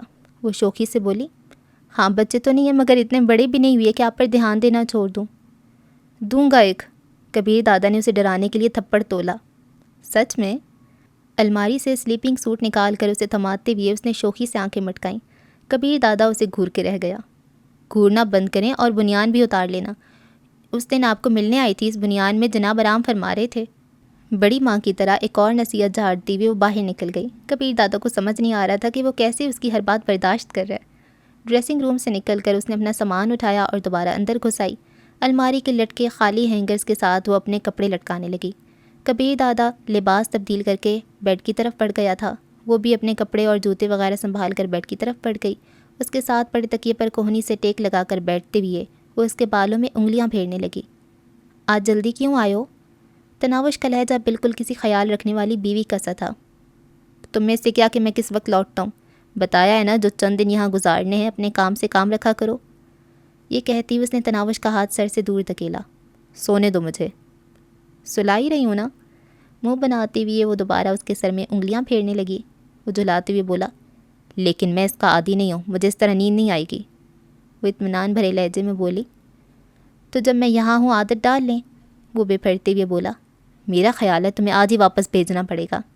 اس نے شوخی بھرے لہجے میں پوچھا، کیا تنگ نہیں کروں گی تو واپس نہیں بھیجیں گے؟ اپنا ہاتھ اس نے پیچھے نہیں ہٹایا تھا۔ وہ لہجے میں تلخی سموتے ہوئے بولا، کم از کم آج تو نہیں بھیجوں گا۔ دھمکیاں نہ دیں، یہ لیں، نہیں کرتی تنگ۔ منہ بسوڑتے ہوئے وہ پیچھے ہو کر گھٹنوں میں سر دے کر بیٹھ گئی۔ کبیر دادا نے آنکھیں کھول کر اس کی طرف سر گھمایا۔ وہ چھوٹی سی بچی کی طرح گھٹنوں پر سر ٹیکے منہ بنائے بیٹھی تھی۔ کبیر دادا کے ہونٹوں پر ہنسی نمودار ہوئی۔ وہ اس کی حالت دیکھ کر محظوظ ہوتے ہوئے بولا، تمہارے روٹھنے سے مجھے کوئی فرق نہیں پڑے گا۔ گہری سے آنکھوں میں اداسی بھرے وہ اس کی طرف متوجہ ہوئی۔ کسی کی بے بسی کا مذاق نہیں اڑاتے۔ کبیر دادا کے دل کو کچھ ہونے لگا تھا۔ اچھا جو کرنا ہے کرو، ٹسوے بہانے کی ضرورت نہیں، باقی آج نہیں تو کل تمہیں جانا تو پڑے گا۔ کل کی کل دیکھی جائے گی۔ خوشی سے چہکتے ہوئے اس نے دوبارہ تکیے پر کوہنی ٹیکی اور اس کی ملائم انگلیاں کبیر دادا کے بالوں میں سرسرانے لگیں۔ کس وقت جگاؤں؟ اس مرتبہ ناک منہ چڑھائے بغیر کبیر دادا نے جواب دیا، 7:30 تک جاگ جاتا ہوں۔ ٹھیک ہے، کہہ کر وہ اپنے کام میں لگی رہی۔ تھوڑی دیر بعد ہی کبیر دادا کی سانس بھاری ہوئے اور وہ نیند میں ڈوب گیا۔ عصر کی اذان سن کر وہ وضو کرنے غسل خانے میں گھس گئی۔ وضو کر کے اس نے خالی کمرے میں جائے نماز بچھائی، جہاں کوئی تصویر وغیرہ ٹنگی ہوئی نہیں تھی، ورنہ تو ہر جگہ جنگل کے بادشاہ کی تصاویر لگی تھیں۔ جائے نماز وہ گھر سے اٹھا لائی تھی۔ نماز پڑھ کے باورچی خانے میں گھستے ہوئے وہ راحت خالہ کا ہاتھ بٹانے لگی۔ ساتھ ساتھ وہ کبیر دادا کی پسند و ناپسند وغیرہ کے بارے میں بھی راحت خالہ کو کریدتی رہی۔ باتوں ہی باتوں میں راحت خالہ کہنے لگیں، بی بی جی، سچ کہوں تو آپ کے ساتھ صاحب جی کا رویہ عجیب سا ہے۔ اس سے پہلے اس نے کبھی کسی خاتون کے بارے میں مجھ سے کچھ دریافت نہیں کیا۔ آج تو حقیقت میں اتنا غصے میں تھے کہ میں ڈر ہی گئی تھی۔ کیا پوچھ رہے تھے؟ تناوش کو راحت خالہ کی بات سن کر خوشی محسوس ہوئی تھی۔ یہی کہ کہاں اور کس کے ساتھ گئی ہے، پریشان سے نظر آ رہے تھے۔ خالہ آپ جانتی تو ہیں انہیں اپنے دشمنوں کی وجہ سے پریشانی رہتی ہے۔ راحت خالہ میں نے خیز لہجے میں بولی، دشمن انہیں کیا کہہ سکتے ہیں، وہ تو بس آپ کی وجہ سے پریشان تھے۔ وہ خوشی سے چہکی، تو بیوی کے لیے شوہر کو پریشان ہونا پڑتا ہے نا خالہ۔ بی بی جی خفا نہ ہو تو ایک بات بولوں؟ کہو خالہ۔ وہ اس کی طرف متوجہ ہوئی۔ صاحب جی عورتوں کے معاملوں میں مستقل مزاج نہیں ہے۔ خالہ جانتی ہیں آج تک آپ کے صاحب کو بیوی ملی ہی نہیں ہے۔ بازاری عورتیں کسی مرد کی جسمانی خواہشات کو تو وقتی طور پہ پورا کر دیتی ہیں، مگر وہ بیوی کی جگہ نہیں سنبھال سکتی۔ ایک مرد کو صرف بستر کی ساتھی کی ضرورت نہیں ہوتی، اس کی اور کئی اور ضروریات بھی ہوتی ہیں جنہیں ایک محبت کرنے والی بیوی ہی پورا کر سکتی ہے۔ بازاری اور ہر مرد کے بستر کی زینت بننے والی عورتوں کے لیے ممکن نہیں ہوتا کہ وہ مرد کے ناز و نخرے برداشت کر سکیں۔ گویا آپ کو لگتا ہے کہ آپ صاحب کو اپنے ہاتھ میں کر لیں گی؟ راحت خالہ کے لہجے میں بے یقینی تھی۔ میں انہیں بیوی اور کرائے کی عورت کے فرق سے آگاہ کروں گی، باقی یہ ان پر منحصر ہے کہ وہ کیا فیصلہ کرتے ہیں۔ تناوش کے لہجے میں اداسی در آئی تھی۔ اللہ پاک آپ کو کامیاب کرے بی بی جی، وہ ممنونیت سے بولی۔ ایسی دعائیں تو کسی اپنے کے لیے کی جاتی ہیں خالہ۔ آپ میرے لیے اپنوں کی طرح ہی ہیں بی بی جی، راحت خالہ نے خلوص بھرے لہجے میں کہا۔ اگر اپنا سمجھتی ہوں تو بی بی جی نہ کہتی، بیٹی کہہ کر بلاتی۔ اپنی حیثیت جانتی ہو نا؟ تناوش نے اس کے دونوں ہاتھ تھامتے ہوئے کہا، حیثیت کا تعین پیشے سے نہیں کردار سے ہوتا ہے خالہ جان۔ اللہ پاک آپ کو خوش رکھے بیٹی۔ راحت خالہ جذباتی ہو گئی تھیں۔ شکریہ خالہ جان، اور معذرت خواہ ہوں کہ آج صبح میں نے آپ کو خواہ مخواہ ڈانٹ دیا، یوں ہی بس غصہ آ گیا تھا۔ نہیں بیٹی، آپ کی بات بالکل ٹھیک تھی، مجھے برتن دھو کر رکھنے چاہیے تھے، مگر جب کوئی نگران نہیں ہوتا تو ملازم کام چور ہو جاتے ہیں۔ اچھا فکر نہ کریں، میں آ گئی ہوں نا، آپ کا ہاتھ بٹا دیا کروں گی۔ بالکل کل سے باورچی خانے کی طرف سے آپ بالکل آزاد ہیں۔ نہیں بیٹی، آپ تنگ پڑ جائیں گی۔ راحت خالہ محجوب سی ہو گئی تھیں۔ وہ شرماتے ہوئے بولی، ان کے کاموں کی وجہ سے میں تنگ نہیں پڑتی خالہ جان۔ اللہ پاک آپ کے رشتوں کو خوشیوں بھری طوالت دے، راحت خالہ نے خلوص دل سے دعا کی۔ آمین۔ تناوش کے ہونٹوں سے بے ساختہ پھسلا۔ راحت خالہ معنی خیز انداز میں مسکراتی، تناوش بھی خفیف انداز میں ہنستی تھی۔ شام کی اذان سن کر وہ نماز پڑھنے چل دی۔ نماز پڑھ کر وہ خوابگاہ میں داخل ہوئی۔ کبیر دادا اب تک بے خبر پڑا تھا۔ غسل خانے میں گھس کر اس نے غسل کیا اور نئے کپڑے پہن کر سنگھار میں اس کے سامنے کھڑی ہو گئی۔ میک اپ کا سامان تو وہاں موجود نہیں تھا کہ وہ سجتی سنورتی، بس بالوں کو کنگھی کر کے اس نے خوشبو لگائی اور کبیر دادا کو اٹھانے بیڈ کی طرف بڑھ گئی۔ اس کے ساتھ نیم دراز ہوتے ہوئے اس کے بالوں میں انگلیاں پھیرنے لگی۔ آنکھیں کھلتی کبیر دادا کی نظر دیوار سے ٹنگی گھڑی کی طرف اٹھیں۔ وقت دیکھتی اس نے منہ بناتے ہوئے بیزاری بھرے لہجے میں کہا، 7:30 بجنے میں 20 منٹ رہتے ہیں۔ وہ ہنسی، تو کس نے کہا آپ اٹھ جائیں، لیٹے رہیں؟ اور یہ جو میرے سر میں ہل چلا رہی ہے اس کا کیا؟ آپ کو جگانے کے لیے ایسا کری ہوں، اٹھانے کے لیے نہیں۔ چند منٹ میرا بھی تو حق بنتا ہے آپ کے ساتھ لیٹ کر 2 باتیں کر لوں۔ تمہارے ناز و لاڈ اٹھانے کے لیے نہیں لایا ہوں محترمہ، وہ فلسفیانہ لہجے میں بولی۔ تو کس نے کہا ہے میرے ناز اٹھائیں؟ میں ناز اٹھانے آئی ہوں، اٹھوانے نہیں، کبیر دادا جھلاتے ہوئے بولا۔ پھر وہی رومانس؟ وہ کہاں باز آنے والی تھی، شرارتی لہجے میں بولی۔ جو پیارا لگتا ہے نا اسے رومانس چھاڑا جاتا ہے جناب۔ تو میں تمہیں پیارا لگتا ہوں؟ کبیر دادا نے سنجیدگی سے اس کی آنکھوں میں گھورا۔ آپ کو کیا لگتا ہے؟ اس نے اپنی گہری سیاہ آنکھیں کبیر دادا کی جانب اٹھائیں جن میں چاہت کا سمندر موزن تھا۔ دماغ کام نہیں کر رہا تمہارا؟ اس کی آنکھوں میں جھانکتے ہوئے کبیر دادا کو کچھ ہونے لگا تھا۔ وہ نظریں چراتے ہوئے اٹھ بیٹھا، مگر اس کے بیڈ چھوڑنے سے پہلے تناوش نے اسے کندھے سے پکڑ کر پیچھے کھینچتے ہوئے دوبارہ تکیے پہ لٹا دیا۔ ابھی تک 7:30 نہیں بجے، آپ بستر کو نہیں چھوڑ سکتے؟ یہ چونچلے مجھے بالکل پسند نہیں، سمجھی؟ کبیر دادا نے اسے دور دھکیلنے کی کوشش کی مگر وہ بری طرح اسے چمٹ گئی تھی۔ کیوں اتنا بھی حق نہیں بنتا کہ آپ 2 منٹ مجھ سے بات کر لیں؟ وہ دک ہوتے ہوئے بولا۔ تو باتیں کرنے کے لیے اور وقت نہیں ملے گا؟ کس وقت ملے گا؟ کھانا کھا کر آپ گھر سے نکل جائیں گے اور پھر معلوم نہیں 12 بجے لوٹیں گے یا اس سے بھی دیر کر دیں۔ البتہ وعدہ کریں کہ 10-11 تک لوٹ آئیں گے تو جانے دیتی ہوں۔ دماغ درست ہے تمہارا؟ کچھ زیادہ ہی پر پرزے نکالنے شروع کر دی ہیں۔ کبیر دادا کو سچ مچ تپ چڑھ گئی تھی۔ دور ہٹو، اس نے سختی سے اسے دور جھٹکا۔ بس 5 منٹ اور، 7:30 بجے چلے جانا۔ وہ ڈھیٹ پن سے اسے چمٹی رہی۔ اف! اٹھنے کا ارادہ ترک کرتے ہوئے کبیر دادا نے سر پکڑ لیا تھا۔ اس کے وہم و گمان میں بھی نہیں تھا کہ ایک ہی دن میں وہ اتنی بے تکلف ہو جائے گی جیسے برسوں کی آشنا ہو۔ کبھی کبھی تو اسے یوں ہی محسوس ہونے لگتا کہ جیسے وہ واقعی اس کی محبوبہ ہو۔ اتنی تنگ پڑ رہے ہیں تو یہ لیں، جائیں۔ وہ روٹتے ہوئے اس سے دور ہو گئی۔ شکریہ، وہ اٹھتے ہوئے بولا۔ اب برائے مہربانی چند دن ناراض ہی رہنا۔ مگر اس کے غسل خانے میں گھستے ہوئے وہ مسکراتے ہوئے اٹھی اور ڈریسنگ روم کی طرف بڑھ گئی۔ اس کے لیے استری شدہ سوٹ نکال کر اس نے باہر لٹکایا اور خود کھانا لینے چل دی۔ راحت خالہ اسے باورچی خانے ہی میں نظر آئی تھیں۔ خالہ جان آپ جائیں، آرام کریں، بتایا تھا نا کہ جب تک میں آؤں آپ باورچی خانے کی طرف سے بے فکر ہو جائیں۔ مگر بیٹی، اس نے فکر مندی سے کچھ کہنا چاہا۔ تناوش قطع کلامی کرتے ہوئے بولی، بحث کو چھوڑے خالہ جان، میں یہ سب اپنی خوشی سے کر رہی ہوں۔ خوش رہو بیٹی، وہ دعا دیتے ہوئے باہر نکل گئی تھی۔ تناوش چولہے پر توا رکھ کر جلدی جلدی روٹیاں ڈالنے لگی۔ روٹیاں پکا کر اس نے کھانے کے برتن ٹرالی میں سجائے اور خوابگاہ کی طرف بڑھ گئی۔ راحت خالہ نے اسے بتایا تھا کہ کبیر دادا کھانا وغیرہ کمرے ہی میں کھاتا ہے۔ ڈائننگ ہال کا وسیع کمرہ صرف مہمانوں کی آمد پر استعمال ہوتا تھا۔ اس کے کھانے لگانے تک کبیر دادا بھی تیار ہو کر آ گیا تھا۔ اسی وقت تپائی پہ رکھے انٹرکام کی گھنٹی بجی۔ کبیر دادا نے ریسیور اٹھایا۔ چوکیدار نے مؤدبانہ لہجے میں کہا، سر اخلاق حسین شاہ تشریف لائے ہیں، ڈرائنگ روم میں بھیج دیا۔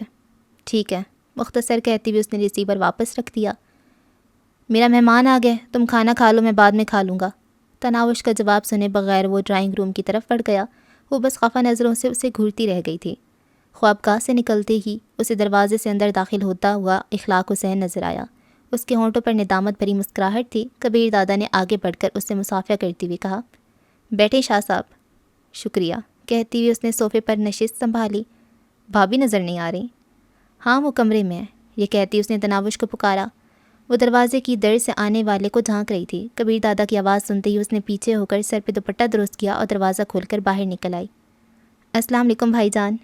قریب پہنچ کر اس نے دھیمے لہجے میں اخلاق حسین کو سلام کہا۔ وعلیکم السلام۔ اخلاق حسین نے اٹھ کر اس کے سر پہ ہاتھ رکھتے ہوئے کہا، ویسے آپ میری بیٹی کی ہم عمر ہو، مگر کبیر بھائی کی وجہ سے آپ کو بھابھی ہی کہنا پڑے گا۔ جی بھائی جان، وہ مسکرا دی تھی۔ آپ کی شادی پر تو نہیں آ سکا کہ آپ نے جھٹ پٹ میں ہی سب کچھ کر لیا؟ بہرحال میری طرف سے یہ حقیر سا تحفہ قبول فرما لیں۔ اخلاق حسین نے خوبصورت پیکنگ میں لپٹا ہوا ایک چھوٹا سا پیکٹ اس کی طرف بڑھایا۔ اس کی کوئی خاص ضرورت تو نہیں تھی بھائی جان، یہ کہتے ہوئے اس نے سوالیہ نظروں سے کبیر دادا کی طرف دیکھا اور اس کے اس بات میں سر ہلانے پر اس نے وہ پیکٹ پکڑ لیا۔ شکریہ بھائی جان، جیتی رہو، اخلاق حسین نے بظاہر اخلاص بھرے لہجے میں کہا، مگر نامعلوم کیوں تناوش کو اس کے لہجے میں خلوص کی سخت کمی محسوس ہو رہی تھی۔ ٹھیک ہے جاؤ۔ کبیر دادا نے اسے واپس جانے کا اشارہ کیا اور وہ سر جھکائے خوابگاہ کی طرف بڑھ گئی۔ اس کے خوابگاہ میں غائب ہونے تک اخلاق حسین کی آنکھیں اسے گھورتی رہیں۔ کبیر دادا کے گلا کھنکارنے پر اخلاق حسین نے گڑبڑا کر اس کی طرف دیکھا اور خفیف ہوتے ہوئے بولا، ویسے بھابھی کچھ زیادہ کم عمر نہیں ہے؟ غور نہیں کیا، کبیر دادا بے پرواہی سے بولا تھا۔ اچھا، میں 2 کاموں کے لیے حاضر ہوا تھا۔ ایک تو کل رات میرے ہاں چھوٹی سی تقریب ہے، آپ کو اپنی بیگم کے ساتھ ضرور حاضری دینا ہوگی، اور دوسرا کام آپ کو معلوم ہے، اگر آپ چاہتے ہیں کہ واضح انداز میں بھابھی سے معذرت کروں تو مجھے کوئی اعتراض نہیں ہے۔ ایسی کوئی بات نہیں ہے شاہ جی، اگر آپ مجھے اسی وقت روک کر اپنے الفاظ واپس لے لیتے تو مجھے ضد پر جری نہ پاتے۔ شکریہ، اخلاق حسین اٹھتے ہوئے مسکرایا۔ ویسے ایسی لڑکی کے لیے اتنا غصہ کرنا تو بنتا ہے۔ کھانے کا وقت ہے، کبیر دادا نے بھی اپنی جگہ چھوڑ دی تھی۔ کھانا کل رات اکٹھا کھائیں گے، اس وقت میں کسی دعوت پر جا رہا ہوں، آپ کی دعوت ادھار رہی۔ کبیر دادا سے الوداعی مصافحہ کرتے ہوئے وہ تیزی سے چلتا ہوا باہر نکل آیا۔ ڈرائیور نے اسے دیکھتے ہی کار کا عقبی دروازہ کھول دیا تھا۔ کار میں بیٹھتے ہی وہ نوشاد افریدی کا نمبر ڈائل کرنے لگا۔ سنائیں شاہ جی، وہ شاید اس کی کال ہی کا منتظر تھا، پہلی گھنٹی پر کال وصول کر لی گئی تھی۔ اپنا نمبر بھگتایا ہوں، اب کبیر دادا کی باری ہے۔ تفصیل سناؤ یار، نوشاد کے لہجے میں کچھ جاننے کی تڑپ تھی۔ بس اسے شادی کی مبارکباد دی، اس فاحشہ کو چھوٹا سا تحفہ دیا اور واپس آ گیا۔ کیسی ہے؟ اس مرتبہ نوشاد گل نے صاف طور پر منہ سے اگل دیا تھا کہ اسے کیا جاننے کی خواہش تھی۔ سچ کہوں تو وہ کمینہ فضول میں پاگل نہیں ہوا جا رہا۔ اگر اسے جھگڑا نہ ہوا ہوتا تب بھی اس لڑکی کو دیکھنے کے بعد میں اس کے حصول کی کوشش ضرور کرتا۔ اخلاق حسین نے اپنی دماغ میں چھپی غلاظت اگلی۔ ہا ہا ہا، نوشاد گل نے بلند بانگ کہکا لگایا۔ اب تو اس رکھیل کو دیکھنے کی خواہش اور بڑھ گئی ہے۔ امید ہے کل رات کی تقریب میں تمہاری حسرت باقی نہیں رہے گی، نوشاد نے مسکراتے ہوئے کہا۔ شاہ جی انہی باتوں نے تو ہمیں آپ کا مرید بنایا ہوا ہے۔ اخلاق حسین بھی کھلکھلا کے ہنس پڑا تھا۔ اوکے جی، تو ایپیسوڈ نمبر 3 ہے شاید، ہاں جی، تو ایپیسوڈ نمبر 3 کا اختتام ہوا۔ اگلی قسط میں ملاقات ہوگی، تب تک کے لیے اللہ حافظ۔